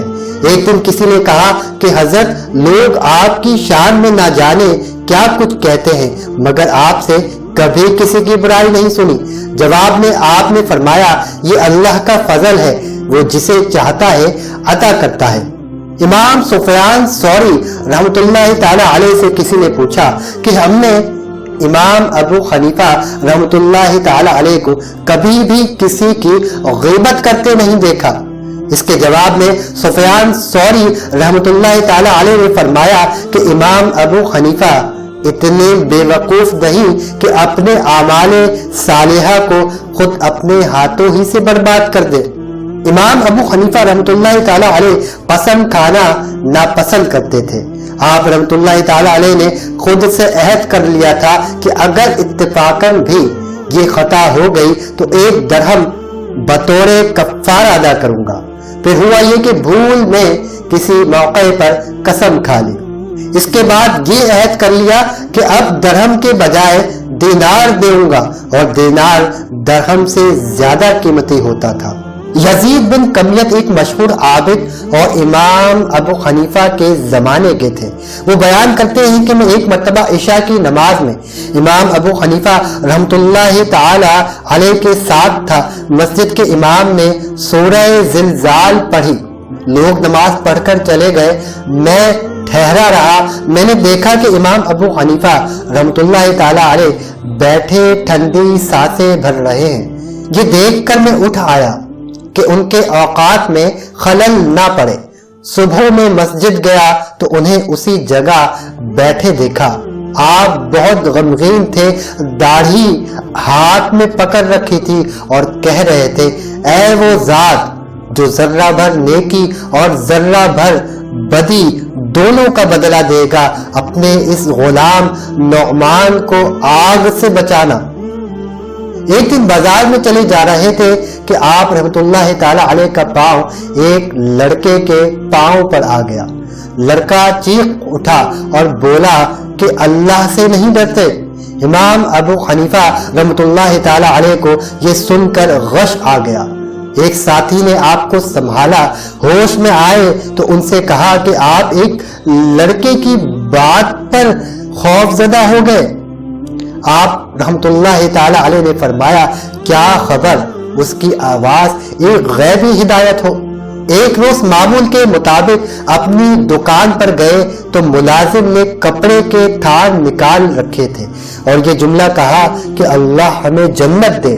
امام ابو حنیفہ رحمت اللہ تعالی علیہ اس پر رو پڑے، اس قدر روئے کہ کندھے تر ہو گئے۔ ملازم سے کہا کہ دکان بند کر دو، یہ کہا اور چہرے پر رومال ڈال کر کسی طرف نکل گئے۔ دوسرے دن دکان پر گئے تو ملازم سے فرمایا، بھائی ہم اس قابل کہا کہ جنت کی آرزو کریں، یہی بہت ہے کہ اللہ کے عذاب میں گرفتار نہ ہو۔ حضرت عمر رضی اللہ تعالی عنہ فرمایا کرتے تھے، قیامت کے دن اگر مجھ سے حساب کتاب نہ ہو اور نہ انعام ملے تو میں بالکل راضی ہوں۔ آپ رحمت اللہ تعالی علیہ روزانہ صبح کی نماز کے بعد مسجد میں درس دیتے تھے۔ دور دور سے لوگ فتوے پوچھنے کے لیے آئے ہوئے ہوتے تھے، انہیں فتوے لکھوا کر دیتے، پھر فقہ کی تدوین کا کام کیا جاتا۔ اس مجلس میں بڑے بڑے نامور شاگردوں کا مجمع ہوتا۔ جتنے مسائل اتفاق رائے سے طے ہو جاتے وہ قلم بند کر لیے جاتے۔ نماز ظہر پڑھ کر آتے، گرمیوں میں ہمیشہ ظہر کے بعد سوتے۔ نماز عصر کے بعد کچھ دیر تک درس و تعلیم کا مشغلہ جاری رہتا، باقی وقت دوستوں سے ملنے ملانے میں صرف ہوتا۔ مغرب کے بعد پھر درس کا سلسلہ شروع ہوتا اور عشاء تک جاری رہتا۔ آپ رحمۃ اللہ تعالی علیہ اکثر رات بھر نہ سوتے، رات تہجد اور وظائف میں گزرتے، کبھی کبھی دکان پر بیٹھتے اور یہ تمام مشاغل وہی پوری کرتے۔ اس زمانے میں بہت سے لوگ حضرت امام ابو حنیفہ رحمۃ اللہ تعالی علیہ کی مخالفت پر اتر آئے تھے۔ ان میں سے کچھ تو سادہ دل اور اچھے لوگ تھے جو غلط فہمی میں ایسا کر رہے تھے، لیکن زیادہ تر ایسے لوگ تھے جو حسد کی بنا پر ایسا کر رہے تھے۔ چنانچہ وہ لوگ دوسروں کو مناظروں کے لیے پکارتے تھے۔ ان کا خیال تھا کہ امام ابو حنیفہ رحمۃ اللہ تعالی علیہ نے قرآن و حدیث کے خلاف بہت سے مسائل گھڑ لیے ہیں۔ ایسے لوگ عام طور پر آپ کو مناظروں پر اکساتے تھے۔ امام ابو حنیفہ رحمۃ اللہ تعالی علیہ کو مجبوراً ان کے شبہات دور کرنے کے لیے میدان میں اترنا پڑتا تھا۔ یوں بھی اس زمانے میں مناظرہ درس کا ایک خاص طریقہ بھی تھا۔ امام ابو حنیفہ رحمۃ اللہ تعالی علیہ نے بھی اپنے زیادہ تر اساتذہ سے اسی طریقے پر تعلیم پائی تھی۔ اب ان کے چند مناظروں کا حال بھی سنیے۔ امام اوزاعی رحمۃ اللہ تعالی علیہ ملک شام کے فقہ کے امام تھے۔ یہ مکہ معظمہ میں امام ابو حنیفہ سے ملے اور آپ سے کہا کہ مجھے عراق والوں پر حیرت تھی، یہ لوگ رکوع میں جاتے اور رکوع سے سر اٹھاتے وقت رفع یدین نہیں کرتے، جبکہ میں نے امام زہری رحمۃ اللہ تعالی علیہ سے اور انہوں نے حضرت سالم بن عبداللہ اور انہوں نے حضرت عبداللہ بن عمر رضی اللہ تعالی عنہما سے سنا ہے کہ رسول اللہ صلی اللہ علیہ وآلہ وسلم ان موقعوں پر رفع یدین کیا کرتے تھے۔ اب آپ بتائیں آپ کے پاس رفع یدین نہ کرنے کی کیا دلیل ہے؟ حضرت امام ابو حنیفہ رحمۃ اللہ تعالی علیہ نے فرمایا۔ حضرت حماد رحمۃ اللہ تعالی علیہ نے حضرت ابراہیم نخعی رحمۃ اللہ تعالی علیہ سے اور حضرت ابراہیم نخعی رحمۃ اللہ تعالی علیہ نے حضرت علقمہ رحمۃ اللہ تعالی علیہ سے اور حضرت علقمہ رحمۃ اللہ تعالی علیہ نے حضرت عبداللہ بن مسعود رضی اللہ تعالی عنہ سے روایت کی ہے کہ حضرت صلی اللہ علیہ وآلہ وسلم ان موقعوں پر رفع یدین نہیں فرماتے تھے۔ اس پر امام اوزاعی رحمۃ اللہ تعالی علیہ نے کہا کہ سبحان اللہ، میں تو زہری، سالم اور حضرت عبداللہ رضی اللہ تعالی عنہ کے ذریعے حدیث بیان کرتا ہوں، آپ ان کے مقابلے میں حماد نخعی اور علقمہ کا نام لیتے ہیں۔ جواب میں حضرت امام ابو حنیفہ رحمۃ اللہ تعالی علیہ نے فرمایا، میرے راوی آپ کے راویوں سے زیادہ فقیہ ہیں اور حضرت عبداللہ بن مسعود رضی اللہ تعالی عنہ کا رتبہ اور مقام تو آپ کو معلوم ہی ہے، اس لیے ان کی روایت کو ترجیح دی جائے گی۔ اس مناظرے کا حال امام راضی رحمۃ اللہ تعالی علیہ نے، جو کہ شافعی مسلک کے بہت بڑے عالم دین تھے، اپنی کتاب مناقب شافعی میں نقل کیا ہے۔ اس مسئلے کی وضاحت میں امام محمد رحمۃ اللہ تعالی علیہ نے لکھا ہے کہ ہماری روایت حضرت عبداللہ بن مسعود رضی اللہ تعالی عنہ تک جاتی ہے، جبکہ امام اوزاعی رحمۃ اللہ تعالی علیہ والی روایت حضرت عبداللہ بن عمر رضی اللہ تعالی عنہما تک جاتی ہے۔ اس لیے بحث اس پر ہے کہ کون سی روایت کو ترجیح دی جائے گی۔ اس سلسلے میں بات یہ ہے کہ حضرت عبداللہ بن مسعود رضی اللہ تعالی عنہ حضور نبی کریم صلی اللہ علیہ وآلہ وسلم کے زمانے میں پوری عمر کو پہنچ چکے تھے اور جماعت کی پہلی صف میں جگہ پاتے تھے، جبکہ حضرت عبداللہ بن عمر ابھی کم عمر تھے اور انہیں دوسری یا تیسری صف میں جگہ ملتی تھی۔ اس لیے حضور نبی کریم صلی اللہ علیہ وآلہ وسلم کی حرکات اور سکنات کو دیکھنے کا زیادہ موقع حضرت عبداللہ بن مسعود رضی اللہ تعالی عنہ کو ملتا تھا، لہذا حضرت عبداللہ بن مسعود رضی اللہ عنہ والی روایت کو ترجیح دی جائے گی۔ ایک روز بہت سے لوگ امام ابو حنیفہ رحمۃ اللہ تعالی علیہ کی خدمت میں آئے۔ وہ سب امام ابو حنیفہ کے پیچھے فاتحہ پڑھنے یا نہ پڑھنے کے بارے میں بات کرنے کے لیے آئے تھے، اور ان کا موقف یہ تھا کہ امام کے پیچھے سورہ فاتحہ پڑھی جائے گی۔ امام ابو حنیفہ رحمۃ اللہ تعالی علیہ نے ان کی بات سن کر کہا، میں اکیلا ہوں، اتنے بہت سے لوگوں سے کیسے بحث کر سکتا ہوں؟ ہاں، یہ ہو سکتا ہے کہ آپ لوگ اپنے میں سے کسی ایک کو مقرر کر لیں، وہ سب کی طرف سے بات کرے گا اور اس کی تقریر پورے مجمع کی تقریر سمجھی جائے گی۔ ان سب نے آپ کی یہ بات منظور کر لی۔ جب انہوں نے آپ کی یہ بات منظور کر لی تو امام ابو حنیفہ رحمۃ اللہ تعالی علیہ نے فرمایا، آپ نے یہ بات مان کر بحث کا خود ہی فیصلہ کر دیا۔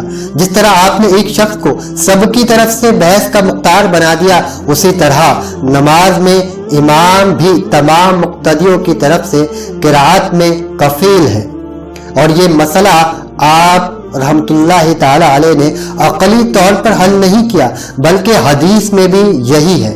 حدیث شریف میں یہ آتا ہے کہ جو شخص امام کے پیچھے نماز پڑھے تو امام کی قرات اس ہی کی قرات ہے۔ ایک مرتبہ دہاق نام کا شخص آپ کی خدمت میں آیا۔ یہ شخص خارجیوں کا سردار تھا۔ یہ بنو امیہ کے زمانے میں کوفے پر قابض ہو گیا تھا۔ اس نے امام ابو حنیفہ کو تلوار دکھا کر کہا کہ توبہ کرو۔ امام ابو حنیفہ رحمۃ اللہ تعالی علیہ نے پوچھا، کس بات سے توبہ کروں؟ دہاق نے کہا، تم کہتے ہو کہ حضرت علی رضی اللہ تعالی عنہ نے حضرت معاویہ رضی اللہ تعالی عنہ کے جھگڑے میں ثالث کے فیصلے کو ماننے کا اعلان کیا تھا، یعنی یہ کہا تھا کہ ثالث جو فیصلہ کرے گا مجھے منظور ہوگا۔ میں یہ کہتا ہوں کہ اگر حضرت علی رضی اللہ تعالی عنہ حق پر تھے تو پھر ثالث کا فیصلہ ماننے کا کیا مطلب؟ یہ بات انہوں نے کیوں منظور کی؟ حق پر ہونے کی صورت میں تو ثالث کا فیصلہ ماننے کا سوال ہی پیدا نہیں ہوتا۔ یہ شخص چونکہ خارجی تھا، اور خارج ایک گمراہ فرقے کے لوگ تھے، اور یہ لوگ حضرت علی کرم اللہ وجہ الکریم کی شان میں گستاخی بھی کیا کرتے تھے۔ اس کی بات سن کر امام ابو حنیفہ رحمۃ اللہ تعالی علیہ نے فرمایا، اگر تم مجھے قتل ہی کرنا چاہتے ہو تو پھر اور بات ہے، اس بحث میں پڑھنے کی ضرورت ہی نہیں، لیکن اگر تم معاملے کی تہ تک پہنچنا چاہتے ہو تو مجھے بات کرنے کی اجازت دو۔ اس پر دہاق نے کہا، میں یہی چاہتا ہوں۔ تب امام ابو حنیفہ رحمۃ اللہ تعالی علیہ بولے، اچھی بات ہے، اگر بحث سے آپس میں معاملہ طے نہ ہو تو کیا علاج ہے؟ دہاق بولا، ہم دونوں آپس میں ایک شخص کو منصف مقرر کر لیتے ہیں۔ آپ رحمت اللہ تعالی علیہ نے فرمایا، ٹھیک ہے۔ اب دہاق کے ساتھیوں میں سے ایک شخص کو منصف مقرر کیا گیا اور اس سے کہا گیا کہ وہ دونوں کے درمیان فیصلہ کرے گا کہ کون حق پر ہے۔ جب یہ ساری بات طے ہو گئی تب امام ابو حنیفہ نے فرمایا، یہی تو حضرت علی کرم اللہ وجہ الکریم نے کیا تھا، پھر تم انہیں کیوں الزام دیتے ہو؟ جب تم خود کو حق پر سمجھتے ہو تو تم نے ثالث کیوں مقرر کیا؟ وہ حیرت زدہ رہ گیا اور شرمسار ہو کر چلا گیا۔ اسی دہاق خارجی کا ایک اور واقعہ ہے کہ یہ شخص ایک مرتبہ اپنے ساتھیوں کے ساتھ کوفہ پہنچ گیا اور وہاں جاتے ہی قتل عام کا حکم دے دیا۔ امام ابو حنیفہ رحمۃ اللہ تعالی علیہ کو اس بات کی اطلاع ملی تو فوراً اس کے پاس گئے اور اس سے پوچھا، آخر ان لوگوں نے کیا جرم کیا ہے؟ جواب میں وہ بولا، یہ سب مرتد ہو گئے ہیں، یعنی اسلام سے پھر گئے ہیں۔ اس پر امام ابو حنیفہ رحمۃ اللہ تعالی علیہ نے فرمایا، ان لوگوں کا اس سے پہلے کچھ اور مذہب تھا یا ہمیشہ سے ان کا یہی مذہب ہے؟ دہاق چونک گیا، اس نے حیران ہو کر پوچھا کہ کیا مطلب؟ امام ابو حنیفہ رحمۃ اللہ تعالی علیہ نے اپنی بات زیادہ وضاحت سے بیان کی۔ آپ کا مطلب یہ تھا کہ یہ تو اسی مذہب پر ہے جس پر پہلے سے چلے آ رہے تھے، پھر یہ مرتد کیسے ہو گئے؟ مرتد ہونا تو یہ ہوتا کہ ایک شخص مسلمان ہے یا مسلمان ہو چکا ہے اور پھر وہ اپنا مذہب چھوڑ کر کوئی اور مذہب اختیار کرتا ہے، یعنی عیسائیت، یہودیت یا ہندو وغیرہ۔ یہ وضاحت سنتے ہی اس نے اپنے ساتھیوں کو حکم دیا کہ تلواریں نیام میں رکھ لی جائیں۔ پھر امام ابو حنیفہ سے بولا، بلا شبہ میں خطا پر تھا۔ ایک شخص نے کسی بات پر ناراض ہو کر اپنی بیوی سے قسم کھا کر کہا کہ جب تک تو مجھ سے نہ بولے گی تو میں تجھ سے نہیں بولوں گا۔ عورت بھی تیز مزاج تھی، اس نے بھی یہ قسم کھا لی، جب تک تو مجھ سے نہیں بولے گا میں تجھ سے نہیں بولوں گی۔ دونوں نے غصے میں یہ قسم کھا لی۔ بعد میں دونوں کو پریشانی شروع ہو گئی کہ یہ کیا قسم کھا بیٹھے۔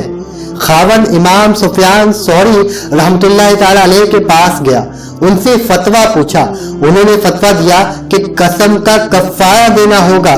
وہ مایوس ہو کر امام ابو حنیفہ رحمت اللہ تعالی علیہ کے پاس آیا اور مسئلہ بیان کیا۔ آپ رحمت اللہ تعالی علیہ نے سن کر فرمایا، جاؤ سکون سے باتیں کرو، تم دونوں پر کوئی کفارہ نہیں۔ امام سفیان ثوری کو جب آپ کے اس فتوے کا علم ہوا تو بہت ناراض ہوئے اور امام ابو حنیفہ کے پاس جا کر بولے، آپ لوگوں کو بہت غلط فتوے دیتے ہیں۔ امام ابو حنیفہ رحمت اللہ تعالی علیہ نے اس شخص کو بلایا اور اس سے فرمایا، تم واقعات دوبارہ بیان کرو۔ اس نے واقعہ دوبارہ بیان کیا۔ اب امام ابو حنیفہ امام سفیان ثوری کی طرف متوجہ ہوئے اور فرمایا، میرا فتویٰ درست تھا، میں اب بھی وہی کہتا ہوں۔ سفیان ثوری نے پوچھا، وہ کیسے؟ آپ نے جواب دیا، جب عورت نے شوہر کو مخاطب کر کے وہ الفاظ کہے تو عورت کی طرف سے بولنے کی ابتدا ہو چکی تھی، پھر قسم کہاں باقی رہی؟ امام سفیان ثوری رحمت اللہ تعالی علیہ نے آپ کے فتوے کو بالکل درست تسلیم کر لیا اور فرمایا کہ آپ کو حقیقت میں جو وقت پر بات سمجھ آ جاتی ہے ہم لوگوں کا وہاں تک خیال بھی نہیں جاتا۔ ایک مرتبہ بہت سے خارجی امام ابو حنیفہ رحمت اللہ تعالی علیہ کے گھر پر چڑھ دوڑے اور آپ سے کہنے لگے کہ کفر سے توبہ کرو۔ امام ابو حنیفہ رحمت اللہ تعالی علیہ نے جواب میں فوراً کہا، ہاں میں کفر سے توبہ کرتا ہوں۔ امام ابو حنیفہ کا مطلب یہ تھا کہ جس چیز کو تم کفر سمجھتے ہو میں اس سے توبہ کرتا ہوں، میں اس سے بیزار ہوں۔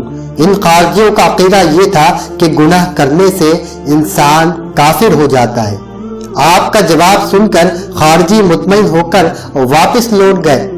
کسی نے ان سے کہا کہ امام ابو حنیفہ نے تمہیں دھوکہ دے دیا، ان کا مطلب یہ تھا کہ میں تمہارے کفر سے توبہ کرتا ہوں، یعنی جس چیز کو تم کفر سمجھتے ہو اس سے توبہ کرتا ہوں۔ یہ سن کر خارجی غصے میں آ گئے، پھر آپ پر چڑھ دوڑے اور بولے، تم نے تعویل کی۔ جواب میں امام ابو حنیفہ رحمت اللہ تعالی علیہ نے فرمایا، تمہیں اس بات کا یقین ہے یا صرف گمان کی بنیاد پر یہ کہہ رہے ہو؟ اس پر وہ بولے، نہیں گمان ہی ہے۔ اب آپ رحمت اللہ تعالی علیہ نے فرمایا، تب پھر تم خود توبہ کرو، کیونکہ اللہ تعالیٰ فرماتا ہے کہ بعض گمان گناہ ہے۔ وہ لاجواب ہو کر چلے گئے۔ ایک دن مسجد میں تشریف فرما تھے، آپ کے گرد بہت سے شاگرد جمع تھے۔ اچانک خارجیوں کا ایک گروہ آ دھمکا، لوگ بھاگ کھڑے ہوئے۔ امام ابو حنیفہ رحمت اللہ تعالی علیہ نے انہیں روکا، تسلی دی کہ ڈرو نہیں، اطمینان سے بیٹھ جاؤ۔ ایک خارجی ان سب کا سردار تھا، وہ آگے آیا اور بولا، تم لوگ کون ہو؟ آپ رحمت اللہ تعالی علیہ نے اس خارجی کو جواب دیا، ہم پناہ گزین ہیں، اور اللہ تعالیٰ نے پناہ گزینوں کے بارے میں قرآن میں فرمایا ہے، یعنی مشرکین میں سے اگر کوئی شخص پناہ مانگے تو اسے پناہ دو تاکہ وہ اللہ کا کلام سن سکے، پھر انہیں ان کے گھر پہنچاؤ۔ اس وقت خارجیوں کا عقیدہ یہ تھا کہ وہ اپنے سوا تمام مسلمانوں کو مشرک، کافر اور واجب القتل سمجھتے تھے۔ اس وقت وہ اسی نیت سے آئے تھے کہ امام ابو حنیفہ اپنا عقیدہ بیان کرے تو کفر کا الزام لگا کر انہیں قتل کر دے، لیکن امام ابو حنیفہ رحمت اللہ تعالی علیہ کا جواب سن کر وہ لاجواب ہو گئے۔ ان کے سردار نے کہا، ٹھیک ہے، ان لوگوں کو قرآن سنا کر انہیں ان کے گھر پہنچا آؤ۔ یہ کہہ کر وہ واپس چلے گئے۔ خلیفہ منصور کے دربار میں ابو العباس امام ابو حنیفہ رحمۃ اللہ تعالی علیہ کا دشمن تھا۔ وہ ہمیشہ انہیں نقصان پہنچانے کے چکر میں رہتا تھا۔ ایک دن امام صاحب کسی کام سے دربار میں گئے تو اس نے سوچا موقع اچھا ہے، آج یہ میرے ہاتھ سے بچ کر نہ جانے جائے، آج یہ میرے ہاتھ سے بچ کر نہ جانے پائے۔ چنانچہ اس نے آپ سے پوچھا، اے ابو حنیفہ، امیر المومنین کبھی کبھی ہمیں حکم دیتے ہیں کہ اس شخص کی گردن مار دو۔ اب ہمیں یہ بات بالکل معلوم نہیں ہوتی کہ وہ شخص واقعی مجرم ہے یا نہیں۔ ایسی حالت میں ہمیں خلیفہ کے حکم کی تعمیل کرنی چاہیے یا نہیں؟ اس سوال سے ابو العباس آپ کو گھیرنا چاہتا تھا۔ اس کا خیال تھا کہ آپ فوراً کہہ دیں گے کہ اس صورت میں تعمیل نہیں کرنی چاہیے، لہذا آپ کا جواب سن کر خلیفہ کو غصہ آ جائے گا اور وہ آپ کو سزا دے گا۔ لیکن امام ابو حنیفہ رحمۃ اللہ تعالی علیہ نے اس شخص کا سوال سن کر فرمایا کہ تمہارے نزدیک خلیفہ کے احکامات حق ہوتے ہیں یا باطل؟ اب منصور کے سامنے کس کی طاقت تھی کہ وہ کہتا کہ خلیفہ کے احکامات باطل ہوتے ہیں؟ چنانچہ مجبوراً ابو العباس کو کہنا پڑا کہ حق ہوتے ہیں۔ اس کا جواب سن کر آپ رحمت اللہ تعالی علیہ نے فرمایا، جب خلیفہ کے احکامات تمہارے نزدیک حق ہوتے ہیں تو پھر حق کی تعمیل کے بارے میں مجھ سے سوال کیوں کر رہے ہو؟ ابو العباس اپنا سا منہ لے کر رہ گیا۔ ایک مرتبہ ایک شخص آپ رحمت اللہ تعالی علیہ کے پاس آیا اور اس نے کہا کہ اے ابو حنیفہ رحمت اللہ تعالی علیہ، میرے پاس کچھ رقم تھی، وہ میں نے احتیاط سے کسی جگہ رکھ دی تھی، اب میں وہ جگہ بھول گیا ہوں، یاد نہیں آ رہا کہ رقم کہاں رکھی تھی اور مجھے رقم کی شدید ضرورت ہے، کوئی تدبیر بتائے۔ امام ابو حنیفہ نے اس کی بات سن کر کہا کہ بھائی یہ کوئی فقہ کا مسئلہ تو ہے نہیں۔ اس نے منت سماجت کی تو آپ نے فرمایا، اچھا تو تم یوں کرو کہ آج تمام رات نماز پڑھو۔ وہ گیا اور نماز شروع کر دی۔ ابھی تھوڑی ہی دیر گزری تھی کہ اسے یاد آ گیا کہ رقم کہاں رکھی ہے۔ دوڑتا ہوا امام ابو حنیفہ کے پاس گیا اور بولا کہ آپ کی تدبیر کارگر رہی، لیکن بھلا یہ کیا ترکیب تھی؟ جواب میں آپ مسکرائے اور فرمایا کہ بھلا شیطان یہ کیسے گوارا کرتا کہ تم رات بھر نماز پڑھو، اس لیے اس نے فوراً ہی تمہیں یاد کرا دیا، تاہم تمہیں یہ چاہیے تھا کہ شکر کے طور پر رات بھر اپنے رب کی عبادت کرتے رہتے۔ کوفے میں ایک غالی قسم کا رافضی رہتا تھا۔ وہ حضرت عثمان رضی اللہ تعالی عنہ کو معاذ اللہ ثم معاذ اللہ یہودی کہتا تھا۔ ایک دن امام ابو حنیفہ رحمت اللہ تعالی علیہ اس کے پاس گئے اور اس سے کہا کہ تم اپنی بیٹی کے لیے رشتہ تلاش کر رہے ہو، ایک شخص ہے، وہ شریف ہے، دولت مند بھی ہے، پرہیزگار بھی ہے، راتوں کو نماز پڑھنے کا عادی ہے، اس نے قرآن بھی حفظ کر رکھا ہے، تم اس کے بارے میں کیا کہتے ہو؟ یہ سن کر اس شخص نے کہا، اس سے بڑھ کر اچھا رشتہ کیا ہوگا، آپ رشتہ اس سے طے کرا دیں۔ جواب میں امام ابو حنیفہ رحمت اللہ تعالی علیہ نے فرمایا، لیکن ایک بات ہے، وہ قریباً یہودی ہے۔ یہ سن کر وہ بھڑک اٹھا اور بولا، سبحان اللہ، آپ یہودی سے میری بیٹی کا رشتہ کرانے کی رائے دے رہے ہیں؟ اب امام ابو حنیفہ رحمت اللہ تعالی علیہ نے فرمایا، تم اپنی بیٹی کا رشتہ ایک یہودی سے کرنا پسند نہیں کرتے تو پھر اللہ کے رسول صلی اللہ علیہ وآلہ وسلم نے کیسے ایک یہودی کو اپنا داماد بنا لیا؟ یہ سننے کے بعد اس شخص کو ایک جھٹکا لگا اور اس نے حضرت عثمان غنی رضی اللہ تعالی عنہ کے بارے میں ایسے خیال باطل سے ہمیشہ کے لیے توبہ کر لی۔ سن 120 ہجری میں آپ رحمت اللہ تعالی علیہ کے دل میں علم فقہ کو مرتب کرنے کا خیال پیدا ہوا۔ یہ خیال آپ رحمۃ اللہ تعالی علیہ کو اپنے استاد امام حماد کی وفات پر آیا۔ یہ بہت ہی بڑی ذمہ داری کا کام تھا۔ اتنے بڑے کام کو آپ اپنی ذاتی رائے سے اور معلومات سے نہیں کرنا چاہتے تھے۔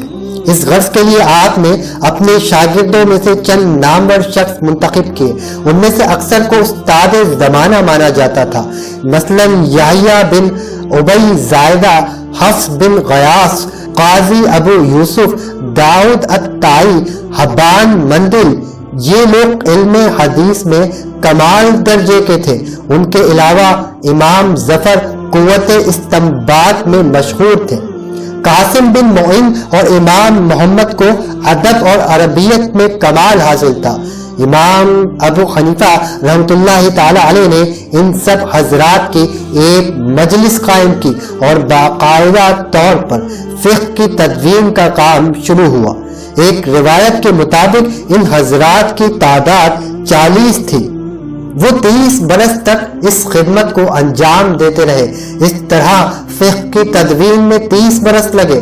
سن 120 ہجری سے یہ کام شروع ہوا۔ تدوین کا طریقہ یہ تھا کہ کسی خاص باب کا کوئی مسئلہ پیش کیا جاتا، اس کے جواب میں اگر سب حضرات متفق ہوتے، یعنی سب کی رائے ایک ہوتی، تو مسئلے کو اسی وقت لکھ لیا جاتا، اور اگر اس میں اختلاف ہوتا تو اس پر نہایت آزادانہ بحث ہوتی۔ کبھی کبھی تو بہت دیر تک بحث جاری رہتی۔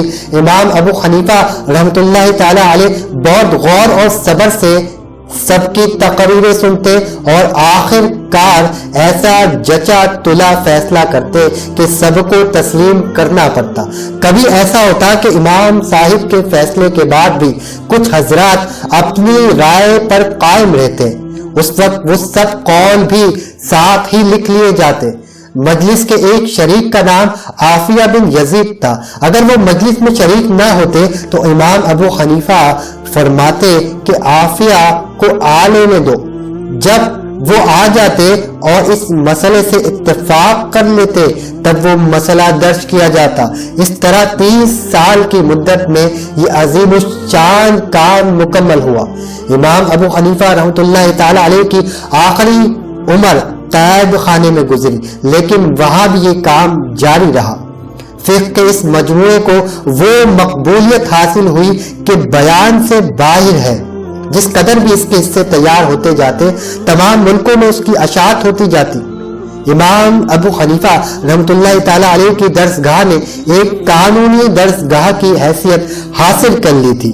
اس درسگاہ کے طلباء بڑی تعداد میں ملکی عہدوں پر لگائے گئے۔ حکومت کا آئین امام ابو حنیفہ کی زیر نگرانی تیار ہونے والا علم فقہ کا یہ مسودہ ہی تھا۔ حیرت اس بات پر ہے کہ جو لوگ امام ابو حنیفہ کے مخالف تھے وہ بھی اس فقہ پر عمل کرتے تھے اور اب بھی ایسا ہی کرتے ہیں۔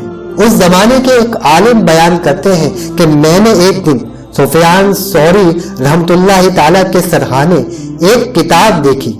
میں نے ان کی اجازت سے وہ کتاب اٹھا کر دیکھی تو وہ امام ابو حنیفہ رحمۃ اللہ تعالی علیہ کی کتاب الرحم تھی۔ میں نے سفیان ثوری رحمۃ اللہ تعالی علیہ سے حیران ہو کر پوچھا کہ آپ ابو حنیفہ رحمۃ اللہ تعالی علیہ کی کتابیں پڑھتے ہیں؟ امام سفیان ثوری رحمۃ اللہ تعالی علیہ نے آہ بھر کر کہا کہ کاش ان کی سب کتابیں میرے پاس ہوتی۔ اس زمانے میں فقہ کے بہت بڑے دعوے دار تھے۔ ان میں سے کچھ حضرات امام ابو حنیفہ کے مخالف بھی تھے، لیکن ان میں سے کسی کو بھی فقہ کے اس مجموعے پر کسی اعتراض کی جرأت پیدا نہ ہو سکی۔ امام راضی جو کہ شافعی مسلک کے بہت بڑے عالم ہیں، لکھتے ہیں کہ امام ابو حنیفہ رحمۃ اللہ تعالی علیہ اور ان کے شاگردوں نے جو مسائل ترتیب دیے ان پر کوئی بھی کسی قسم کا اعتراض نہ کر سکا۔ اگرچہ اس زمانے میں حدیث کے عالم اور فقہ کے ماہرین بڑی تعداد میں موجود تھے، صرف اتنا ضرور ہوا کہ امام اوزاعی نے امام ابو حنیفہ رحمۃ اللہ تعالی علیہ کی ایک کتاب کی تردید میں کتاب لکھی، لیکن امام صاحب کے شاگرد قاضی ابو یوسف رحمۃ اللہ تعالی علیہ نے اس کا جواب لکھ کر ان کا اعتراض بھی ختم کر دیا۔ یہ مجموعہ بہت بڑا تھا۔ اس میں ہزارہ مسائل تھے۔ ایک مصنف لکھتے ہیں کہ امام ابو حنیفہ رحمۃ اللہ تعالی علیہ نے فقہ کے جن مسائل کی تدوین کی ان کی تعداد 6 لاکھ ہے۔ یہ تعداد شاید اس قدر نہ ہو، لیکن اس میں شبہ نہیں کہ ان کی تعداد ہزاروں یا لاکھوں میں تھی۔ آپ کے شاگرد امام محمد رحمۃ اللہ تعالی علیہ کی جو کتابیں آج موجود ہیں ان سے اس بات کی تصدیق ہو سکتی ہے۔ اس میں کوئی شک نہیں کہ امام ابو حنیفہ رحمۃ اللہ تعالی علیہ کی زندگی میں فقہ کی تمام باب ترتیب پا گئے تھے۔ تاریخ کی کتب سے اس بات کا ثبوت ملتا ہے، لیکن افسوس ایک مدت ہوئی کہ وہ مجموعہ ضائع ہو گیا اور دنیا کے کسی کتب خانے میں اس کا پتہ نہیں چلتا۔ امام راضی رحمۃ اللہ تعالی علیہ لکھتے ہیں کہ امام ابو حنیفہ رحمۃ اللہ تعالی علیہ کی کوئی کتاب باقی نہیں رہی۔ امام راضی رحمۃ اللہ تعالی علیہ نے 606 ہجری میں انتقال کیا۔ اس لحاظ سے کم از کم 600 برس سے بھی زیادہ عرصہ بیت گیا تھا کہ آپ کی تصانیف ناپید ہو گئی تھی۔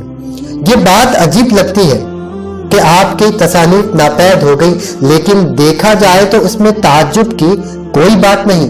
اس دور کی ہزارہ کتابوں میں سے آج ایک بھی موجود نہیں۔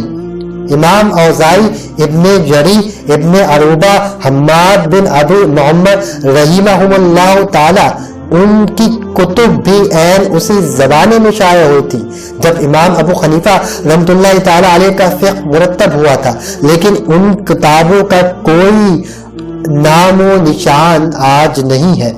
تاہم اس سب کے باوجود امام ابو حنیفہ رحمۃ اللہ تعالی علیہ کی کتب کی گمشدگی کی ایک خاص وجہ یہ ہے۔ امام ابو حنیفہ کا فقہ کا مجموعہ اگرچہ خوش اسلوب تھا، اسے بہترین انداز میں ترتیب دیا گیا تھا، لیکن امام ابو یوسف اور امام محمد جو امام ابو حنیفہ کے سب سے لائق شاگرد تھے، ان دونوں نے ان مسائل کو اس قدر وضاحت اور تفصیل سے لکھا کہ اصل کتاب کی لوگوں کو ضرورت ہی نہ رہی۔ مطلب یہ کہ امام ابو حنیفہ کا فقہ آج امام ابو یوسف اور امام محمد رحمہ اللہ تعالی کی تصانیف کی صورت میں موجود ہے۔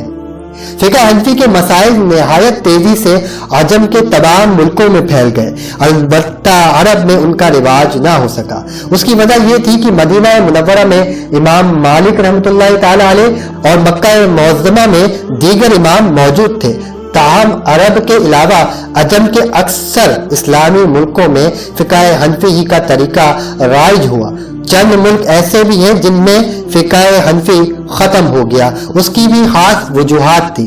مثلا افریقہ میں سن 405 ہجری تک امام ابو حنیفہ کا طریقہ تعلیم یا طریقہ تمام طریقوں پر چھایا ہوا تھا، لیکن جب وہاں کا مستقل حکمران محمد بن یادیس بنا تو اس نے سن 406 ہجری میں حکومت کے زور پر مالکی فقہ کو رواج دیا جو آج تک قائم ہے۔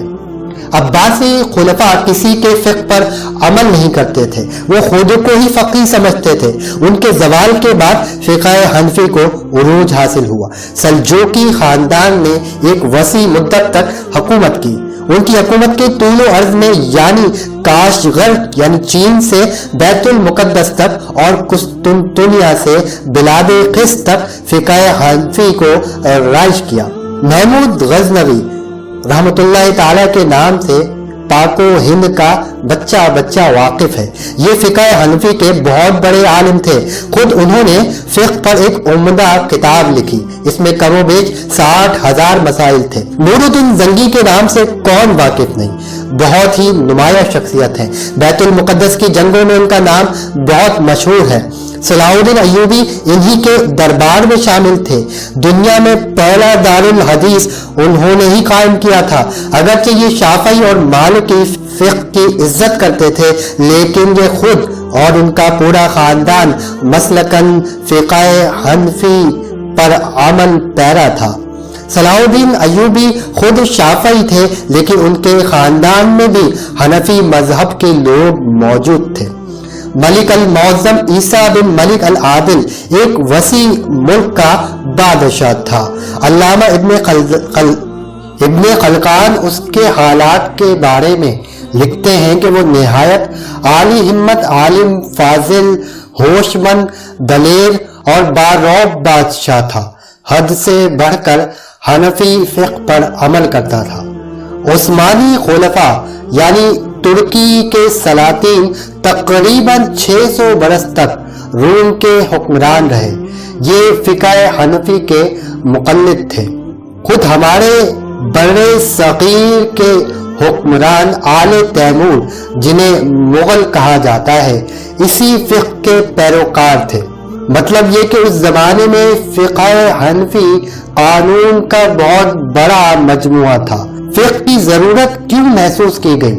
اس بات کو مثالوں سے سمجھیے کہ حضرت عمر رضی اللہ تعالی عنہ کی خلافت کے ابتدائی دور تک کنیزوں کی خرید و فروخت جاری تھی۔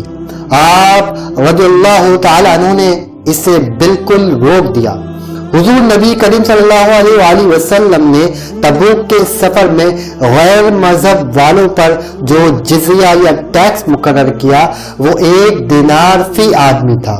حضرت عمر رضی اللہ تعالی عنہ نے ایران میں 6، 12، 48 دینار فی آدمی کے حساب سے مقرر کیا۔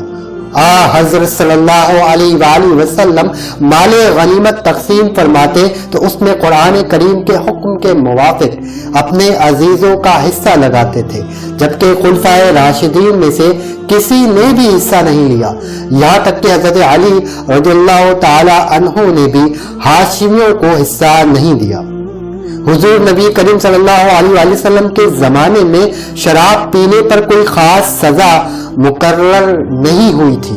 حضرت ابو بکر صدیق رضی اللہ تعالی عنہ نے 40 درے مقرر کیے اور حضرت عمر رضی اللہ تعالی عنہ نے 80 درے مقرر فرما دیے۔ یہ تمام واقعات اور اس جیسے اور بھی بہت سے واقعات احادیث کی کتابوں میں موجود ہیں، ان سے کوئی انکار نہیں کر سکتا۔ تو کیا اس کا یہ مطلب لیا جائے کہ معاذ اللہ خلفائے راشدین نے حضرت صلی اللہ علیہ وآلہ وسلم کے احکامات کی خلاف ورزی کی؟ ہرگز ایسا نہیں ہے۔ حقیقت تو یہ ہے کہ صحابہ دن رات رسول اللہ صلی اللہ علیہ وآلہ وسلم کی خدمت میں حاضر رہتے تھے، آپ کی صحبت میں رہ کر شریعت کے مزاج کو پہچاننے لگ گئے تھے۔ ان کے لیے یہ تمیز کرنا آسان تھا کہ کون سے احکام شرعی حیثیت رکھتے ہیں اور کون سے اس حد میں داخل ہیں جس کے بارے میں نبی کریم صلی اللہ علیہ وآلہ وسلم نے صحابہ کو فرمایا تھا کہ تم زیادہ بہتر جانتے ہو۔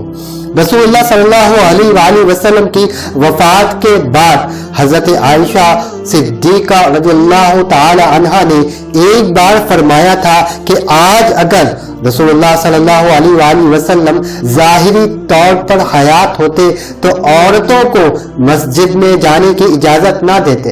اس بات کا صاف مطلب یہ ہے کہ حضور صلی اللہ علیہ وآلہ وسلم نے عورتوں کی مسجد میں جانے کی اجازت عام طور پر نہیں دی تھی اور اسے لازمی قرار نہیں دیا تھا، ورنہ زمانے اور حالات کے بدلنے سے اس پر کیا اثر پڑ سکتا تھا۔ انہی تمام وجوہات کی بنا پر حضرت امام ابو حنیفہ رحمۃ اللہ تعالی علیہ نے صحابہ کرام رضی اللہ تعالی عنہم ہی کو دلیل بنایا اور مسائل خلفائے راشدین کے طرز عمل کو سامنے رکھ کر ترتیب دی۔ امام ابو حنیفہ رحمۃ اللہ تعالی علیہ فقہ کی تدوین میں مصروف تھے کہ سن 132 ہجری میں ملک کے سیاسی حالات میں پلٹا کھایا، بنی امیہ کی حکومت ختم ہو گئی، بنو عباس حکمران ہو گئے۔ اس خاندان کا پہلا حکمران ابو العباس صفح تھا، اس نے 4 سال تک حکومت کی۔ سن 136 ہجری میں وہ وفات پا گیا۔ اس کے بعد اس کا بھائی منصور تخت پر بیٹھا۔ اس شخص نے ظلم و ستم کا بازار کچھ زیادہ ہی گرم کر دیا۔ اس شخص کے ظلم و ستم سے تنگ آ کر سادات میں سے ایک صاحب محمد نفس زکیہ رحمت اللہ تعالی علیہ نے ان کے خلاف بغاوت کا اعلان کر دیا۔ جلد ہی ان کے گرد بے شمار لوگ جمع ہو گئے۔ علماء کرام نے محمد نفس زکیہ رحمۃ اللہ تعالی علیہ کے حق میں فتوے دے ڈالے۔ نفس زکیہ رحمۃ اللہ تعالی علیہ یوں تو بہت بہادر تھے، فنون جنگ کے ماہر تھے، لیکن تقدیر میں کچھ اور ہی لکھا تھا، اور سن 145 ہجری میں میدان جنگ میں لڑتے ہوئے شہید ہو گئے۔ ان کے بعد ان کے بھائی ابراہیم نے خلافت کا جھنڈا ہاتھ میں لیا اور اس قدر زبردست تیاریوں سے منصور کے خلاف اٹھے کہ منصور کے حواس جاتے رہے، کیونکہ 20 لاکھ کے قریب لوگ ابراہیم کا ساتھ دینے پر تیار ہو گئے تھے۔ حضرت امام ابو حنیفہ رحمۃ اللہ تعالی علیہ نے بھی ان بزرگ کی تائید کی۔ آپ رحمۃ اللہ تعالی علیہ نے ابراہیم رحمۃ اللہ تعالی علیہ کو ایک خط بھی لکھا، انہیں سامان جنگ میں مدد کے طور پر 4000 درہم بھی بھیجے، لیکن آپ بذات خود اہم مصروفیات کی بنا پر ان کے ساتھ شریک نہ ہو سکے۔ اس خط سے ظاہر ہے امام صاحب ابراہیم رحمۃ اللہ تعالی علیہ کے اعلانیہ طرفدار تھے۔ پھر ہوا یہ کہ ابراہیم رحمۃ اللہ تعالی علیہ بھی بصرہ میں بہادری سے لڑتے ہوئے شہید ہو گئے۔ اس طرح سادات کرام کی یہ تحریک دم توڑ گئی۔ اس مہم سے فارغ ہو کر منصور ان لوگوں کی طرف متوجہ ہوا جنہوں نے ابراہیم رحمۃ اللہ تعالی علیہ کا ساتھ دیا تھا، اور ان میں امام ابو حنیفہ رحمۃ اللہ تعالی علیہ بھی موجود تھے۔ منصور اس وقت کوفے سے کچھ میل دور ہاشمیہ کے مقام پر تھا۔ وہ سن 146 ہجری میں بغداد پہنچا۔ اس نے بغداد کو دارالخلافہ بنانے کا فیصلہ کیا تھا۔ بغداد پہنچتے ہی اس نے کوفے کے گورنر کو حکم بھیجا کوفے کے ان عالموں کو فوراً دربار میں بھیجا جائے۔ چنانچہ امام ابو حنیفہ، سفیان ثوری، شریک بن عبداللہ نخعی اور مسعر بن قدام، ان چاروں کو منصور کے سامنے لایا گیا۔ ان چاروں کو خلیفہ منصور نے قاضی کے عہدے کی پیشکش کی۔ ان چاروں میں سے 2 بزرگ تو کسی ہیلے بہانوں سے بچ نکلے، لیکن اب امام ابو حنیفہ اور شریک رہ گئے۔ منصور نے امام ابو حنیفہ کو نزدیک بلایا اور بولا، میں آپ کو کوفے کا قاضی بنانا چاہتا ہوں، لیکن امام ابو حنیفہ نے کہا کہ میں عربی نہیں ہوں اور اہل عرب کو میری حکومت قبول نہیں ہوگی بلکہ ناگوار ہوگی۔ مطلب یہ کہ امام ابو حنیفہ رحمۃ اللہ تعالی علیہ نے کچھ اس انداز میں دربار میں تقریر کی کہ منصور خاموش ہو گیا، اور اس وقت یہ بلا امام ابو حنیفہ کے سر سے ٹل گئی۔ قاضی شریک کی باری آئی تو انہوں نے کچھ شرائط کے ساتھ یہ عہدہ قبول کر لیا۔ اس واقعے کے بعد منصور امام ابو حنیفہ کو بار بار اپنے دربار میں طلب کرنے لگا اور ہر مرتبہ قاضی کا عہدہ قبول کرنے پر زور دینے لگا۔ آخر اس نے یہاں تک کیا کہ ایک حکم نامہ امام صاحب کو بھیج دیا۔ اس کے الفاظ یہ تھے، بصرہ، کوفہ، بغداد اور جو علاقے ان صوبوں کے تحت ہیں ان کا قاضی آپ کو بنایا گیا ہے۔ دراصل منصور کسی نہ کسی طرح امام ابو حنیفہ کو گھیرنا چاہتا تھا، اپنی دشمنی ان سے نکالنا چاہتا تھا، اور وہ دشمنی یہی تھی کہ امام ابو حنیفہ نے اس کے مقابلے میں ابراہیم رحمۃ اللہ تعالی علیہ کا ساتھ دیا تھا۔ ایسے میں ایک دن منصور کے وزیر عبد الملک بن حمید آپ کے پاس آئے۔ یہ آپ سے بہت عقیدت رکھتے تھے۔ انہوں نے آ کر کہا کہ خلیفہ تو صرف ہیلے بہانوں کی تلاش میں ہے، اگر آپ نے اس کی بات نہ مانی تو وہ آپ کے ساتھ وہ سلوک کرے گا کہ ہم اس کے بارے میں سوچ کر ہی کانپ جاتے ہیں۔ امام ابو حنیفہ رحمۃ اللہ تعالی علیہ کے نزدیک اب 2 ہی راستے تھے کہ منصور کی بات مان لیتے اور اپنی زندگی بچا لیتے، یا پھر اس کی بات کو نہ مان کر اپنی جان سے ہاتھ دھو بیٹھتے اور اپنے مقام کو ہمیشہ کے لیے زندہ کر جاتے۔ آپ رحمت اللہ تعالی علیہ کے روز روز کے انکار سے منصور تنگ آ گیا تھا۔ آخر آخر اس نے ایک دن آپ رحمۃ اللہ تعالی علیہ کو بلایا اور کہا آپ کو یہ عہدہ قبول کرنا ہوگا۔ آپ نے فوراً جواب دیا میں اس کی قابلیت نہیں رکھتا۔ منصور نے یہ سن کر کہا کہ تم جھوٹ کہتے ہو۔ جواب میں امام ابو حنیفہ رحمۃ اللہ تعالی علیہ نے فرمایا اگر میں جھوٹا ہوں تب تو اس عہدے کے واقعی قابل نہیں ہوں۔ قاضی کے عہدے پر کسی جھوٹے آدمی کا کیا کام؟ آپ کا یہ جواب بلا دلیل نہیں تھا، لیکن منصور نہ مانا۔ اس نے قسم کھا کر کہا یہ عہدہ تو تمہیں قبول کرنا ہی ہوگا۔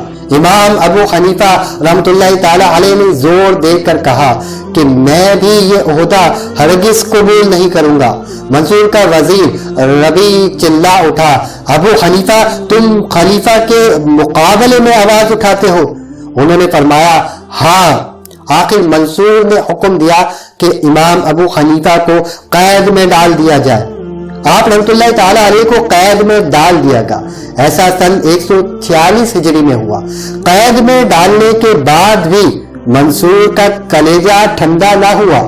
دوسرے یہ کہ وہ ان کی طرف سے خطرہ محسوس کرتا تھا، کیونکہ اسلامی ملکوں سے ہر طرف سے لوگ مسائل پوچھنے کے لیے بغداد کا رخ کرنے لگے تھے، آپ کے پاس آنے لگے تھے۔ آپ کی شہرت دور دور تک پھیل چکی تھی۔ جب یہ خبر مشہور ہوئی کہ امام ابو حنیفہ کو منصور نے قید میں ڈال دیا ہے تو لوگوں کی ان سے محبت اور بھی بڑھ گئی۔ بغداد میں عالموں کی جماعت کا شہر میں بہت اثر تھا۔ یہ جماعت بھی امام ابو حنیفہ کی بہت عقیدت مند تھی۔ امام محمد رحمۃ اللہ تعالی علیہ تو قید کی حالت میں ہی آپ رحمۃ اللہ تعالی علیہ سے علم حاصل کرتے رہے۔ قید کی حالت میں بھی آپ سے بار بار کہا گیا کہ عہدہ قبول کر لو، مگر آپ نے ہمیشہ ہی انکار کیا۔ آپ جواب میں کہتے تھے قاضی بننے کے لیے ایسے آدمی کی ضرورت ہے جو تمہارے خلاف بھی فیصلہ کرنے کی ہمت رکھتا ہو۔ اگر تمہارے خلاف بھی فیصلہ کرنے کا موقع میرے سامنے آ گیا تو میں ایسا ہی کروں گا۔ میں موت کو تو قبول کر لوں گا، اپنا فیصلہ نہیں بدلوں گا۔ تاریخی روایت یہ بھی کہتی ہے کہ منصور نے امام ابو حنیفہ کو کوڑے بھی لگوائے، جس کا ذکر ہم پہلے کر چکے ہیں۔ خلیفہ منصور نے جب دیکھا کہ امام ابو حنیفہ رحمۃ اللہ تعالی علیہ تو قید میں رہتے ہوئے بھی اپنا کام کر رہے ہیں اور اس کی بات کسی طرح بھی نہیں مان رہے، تو آخر اس نے امام ابو حنیفہ رحمۃ اللہ تعالی علیہ کو زہر دینے کا حکم دیا۔ آپ رحمۃ اللہ تعالی علیہ کو کھانے کی کسی چیز میں زہر دے دیا گیا۔ جو ہی آپ رحمۃ اللہ تعالی علیہ نے زہر کا اثر محسوس کیا، آپ رحمۃ اللہ تعالی علیہ سجدے میں گر گئے اور اسی حالت میں وفات پا گئے۔ امام ابو حنیفہ کی وفات کی خبر بہت تیزی سے چاروں طرف پھیل گئی۔ سارا بغداد امنڈ پڑا۔ شہر کے قاضی حسن بن عمارہ تھے، انہوں نے غسل دیا، غسل دیتے جاتے تھے اور کہتے جاتے تھے واللہ آپ اپنے زمانے کے سب سے بڑے فقیہ، بڑے عابد، بڑے زاہد تھے۔ آپ میں تمام خوبیاں جمع تھیں۔ اب آپ کا کوئی جانشین آپ کے مرتبے کو نہیں پہنچ سکے گا۔ غسل دیتے دیتے لوگ اس کثرت سے جمع ہو گئے کہ کم و بیش 50,000 کا مجمع تھا۔ اس پر بھی ان گنت لوگ آ رہے تھے، آنے والوں کا تانتا بندھا ہوا تھا۔ اس طرح 6 مرتبہ نماز جنازہ ادا کی گئی۔ عصر کے قریب آپ رحمۃ اللہ تعالی علیہ کو سپرد خاک کیا گیا۔ امام ابو حنیفہ رحمۃ اللہ تعالی علیہ نے وصیت کی تھی کہ انہیں خیزران کے قبرستان میں دفن کیا جائے۔ ان کے خیال میں یہ جگہ غضب کی ہوئی نہیں تھی۔ آپ کی وصیت کے مطابق خیزران کے مشرقی جانب ان کی قبر مبارک تیار کی گئی۔ اس وقت ارد گرد کے تمام ملکوں میں بڑے بڑے ائمہ موجود تھے، ان میں بعض تو امام ابو حنیفہ کے استاد بھی تھے۔ سب نے ان کی وفات کا بہت اثر لیا۔ ابن جری مکہ میں تھے، انہیں وفات کی اطلاع ملی تو بولے بہت بڑا عالم جاتا رہا۔ شعبہ بن حجاج بصرہ کے امام تھے، کوفے میں آپ کے استاد بھی رہے تھے۔ انہیں خبر ملی تو بول اٹھے، کوفے میں اندھیرا چھا گیا۔ عبداللہ بن مبارک جو امیر المؤمنین فی الحدیث تھے بغداد آئے تو امام ابو حنیفہ کی قبر پر جا کر کہا کہ اللہ آپ رحمت اللہ تعالی علیہ پر رحم فرمائے۔ ابراہیم نخعی رحمت اللہ نے مرنے کے بعد اپنا جانشین چھوڑا، حماد بن ابی سلیمان نے مرنے کے بعد اپنا جانشین چھوڑا، مگر آپ رحمت اللہ تعالی علیہ نے روئے زمین پر اپنا جانشین نہیں چھوڑا، یعنی آپ جیسا کوئی عالم آپ کے بعد نہیں ہوا۔ یہ کہا اور عبداللہ بن مبارک پھوٹ پھوٹ کر روئے۔ ایک مدت تک لوگ آپ کی قبر پر آتے رہے، ہر وقت ہجوم رہتا تھا اور آج بھی رہتا ہے۔ خلیفہ ہارون رشید نے ایک مرتبہ امام ابو حنیفہ رحمت اللہ تعالی علیہ کے شاگرد خاص امام ابو یوسف رحمت اللہ تعالی علیہ سے کہا کہ امام ابو حنیفہ رحمت اللہ تعالی علیہ کے اوصاف بیان کیجیے۔ انہوں نے جواب میں کہا، جہاں تک میں جانتا ہوں امام ابو حنیفہ کے اخلاق و عادات یہ تھے، وہ نہایت پرہیزگار تھے، اکثر خاموش رہتے تھے، سوچ اور فکر میں گم رہتے تھے۔ کوئی شخص ان سے مسئلہ پوچھتا، انہیں معلوم ہوتا تو بتا دیتے، ورنہ خاموش رہتے۔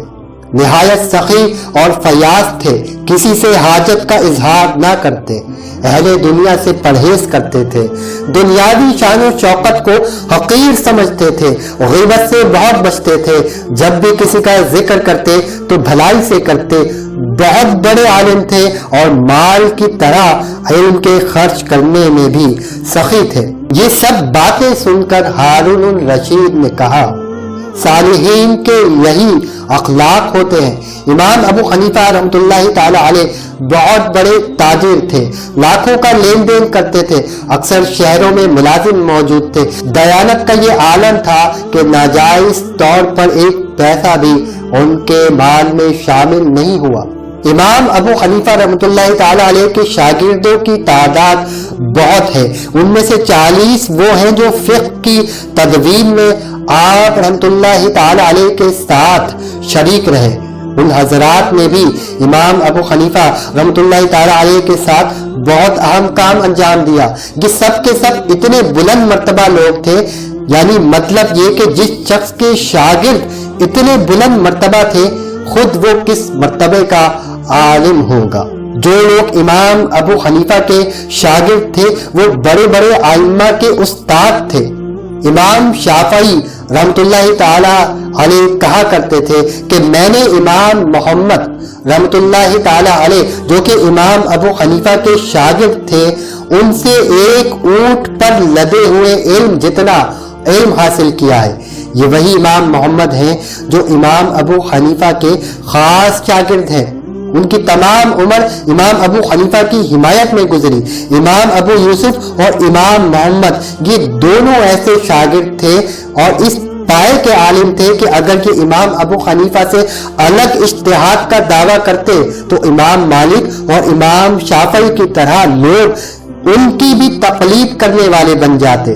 چند بہت ہی مشہور شاگردوں کے نام یہ ہیں: یحییٰ بن سعید، عبداللہ بن مبارک، یحییٰ بن زکریا، وقی بن جرح، یزید بن ہارون، حفص بن غیاث، ابو عاصم نبیل، عبد الرزاق بن حمام، داؤد طائی، امام ابو یوسف، امام محمد، امام ظفر، قاسم بن معین، اسد بن عمر، علی بن مسخر، عافیہ بن یزید، حبان اور مندل رحمہ اللہ تعالی۔ قاضی حسن بن عمارہ رحمت اللہ تعالی علیہ نے آپ رحمت اللہ تعالی علیہ کی قبر پر کھڑے ہو کر کہا تھا کہ اللہ آپ پر رحم کرے۔ آپ رحمت اللہ تعالی علیہ نے اپنے بعد ایسے شاگرد چھوڑے ہیں جو آپ کے علم میں تو آپ کے جانشین بن سکتے ہیں، مگر زہد و تقوی میں اللہ کی توفیق ہی سے جانشین بن سکتے ہیں۔ اللہ رب العزت امام ابو حنیفہ رحمت اللہ تعالی علیہ پر کروڑوں رحمتیں برکتیں سلامتی نازل فرمائے اور ان کے صدقے میں ہمیں بھی فہم دین نصیب فرمائے اور پرہیزگاری کو اپنانے کی توفیق عطا فرمائے. آمین ثم آمین.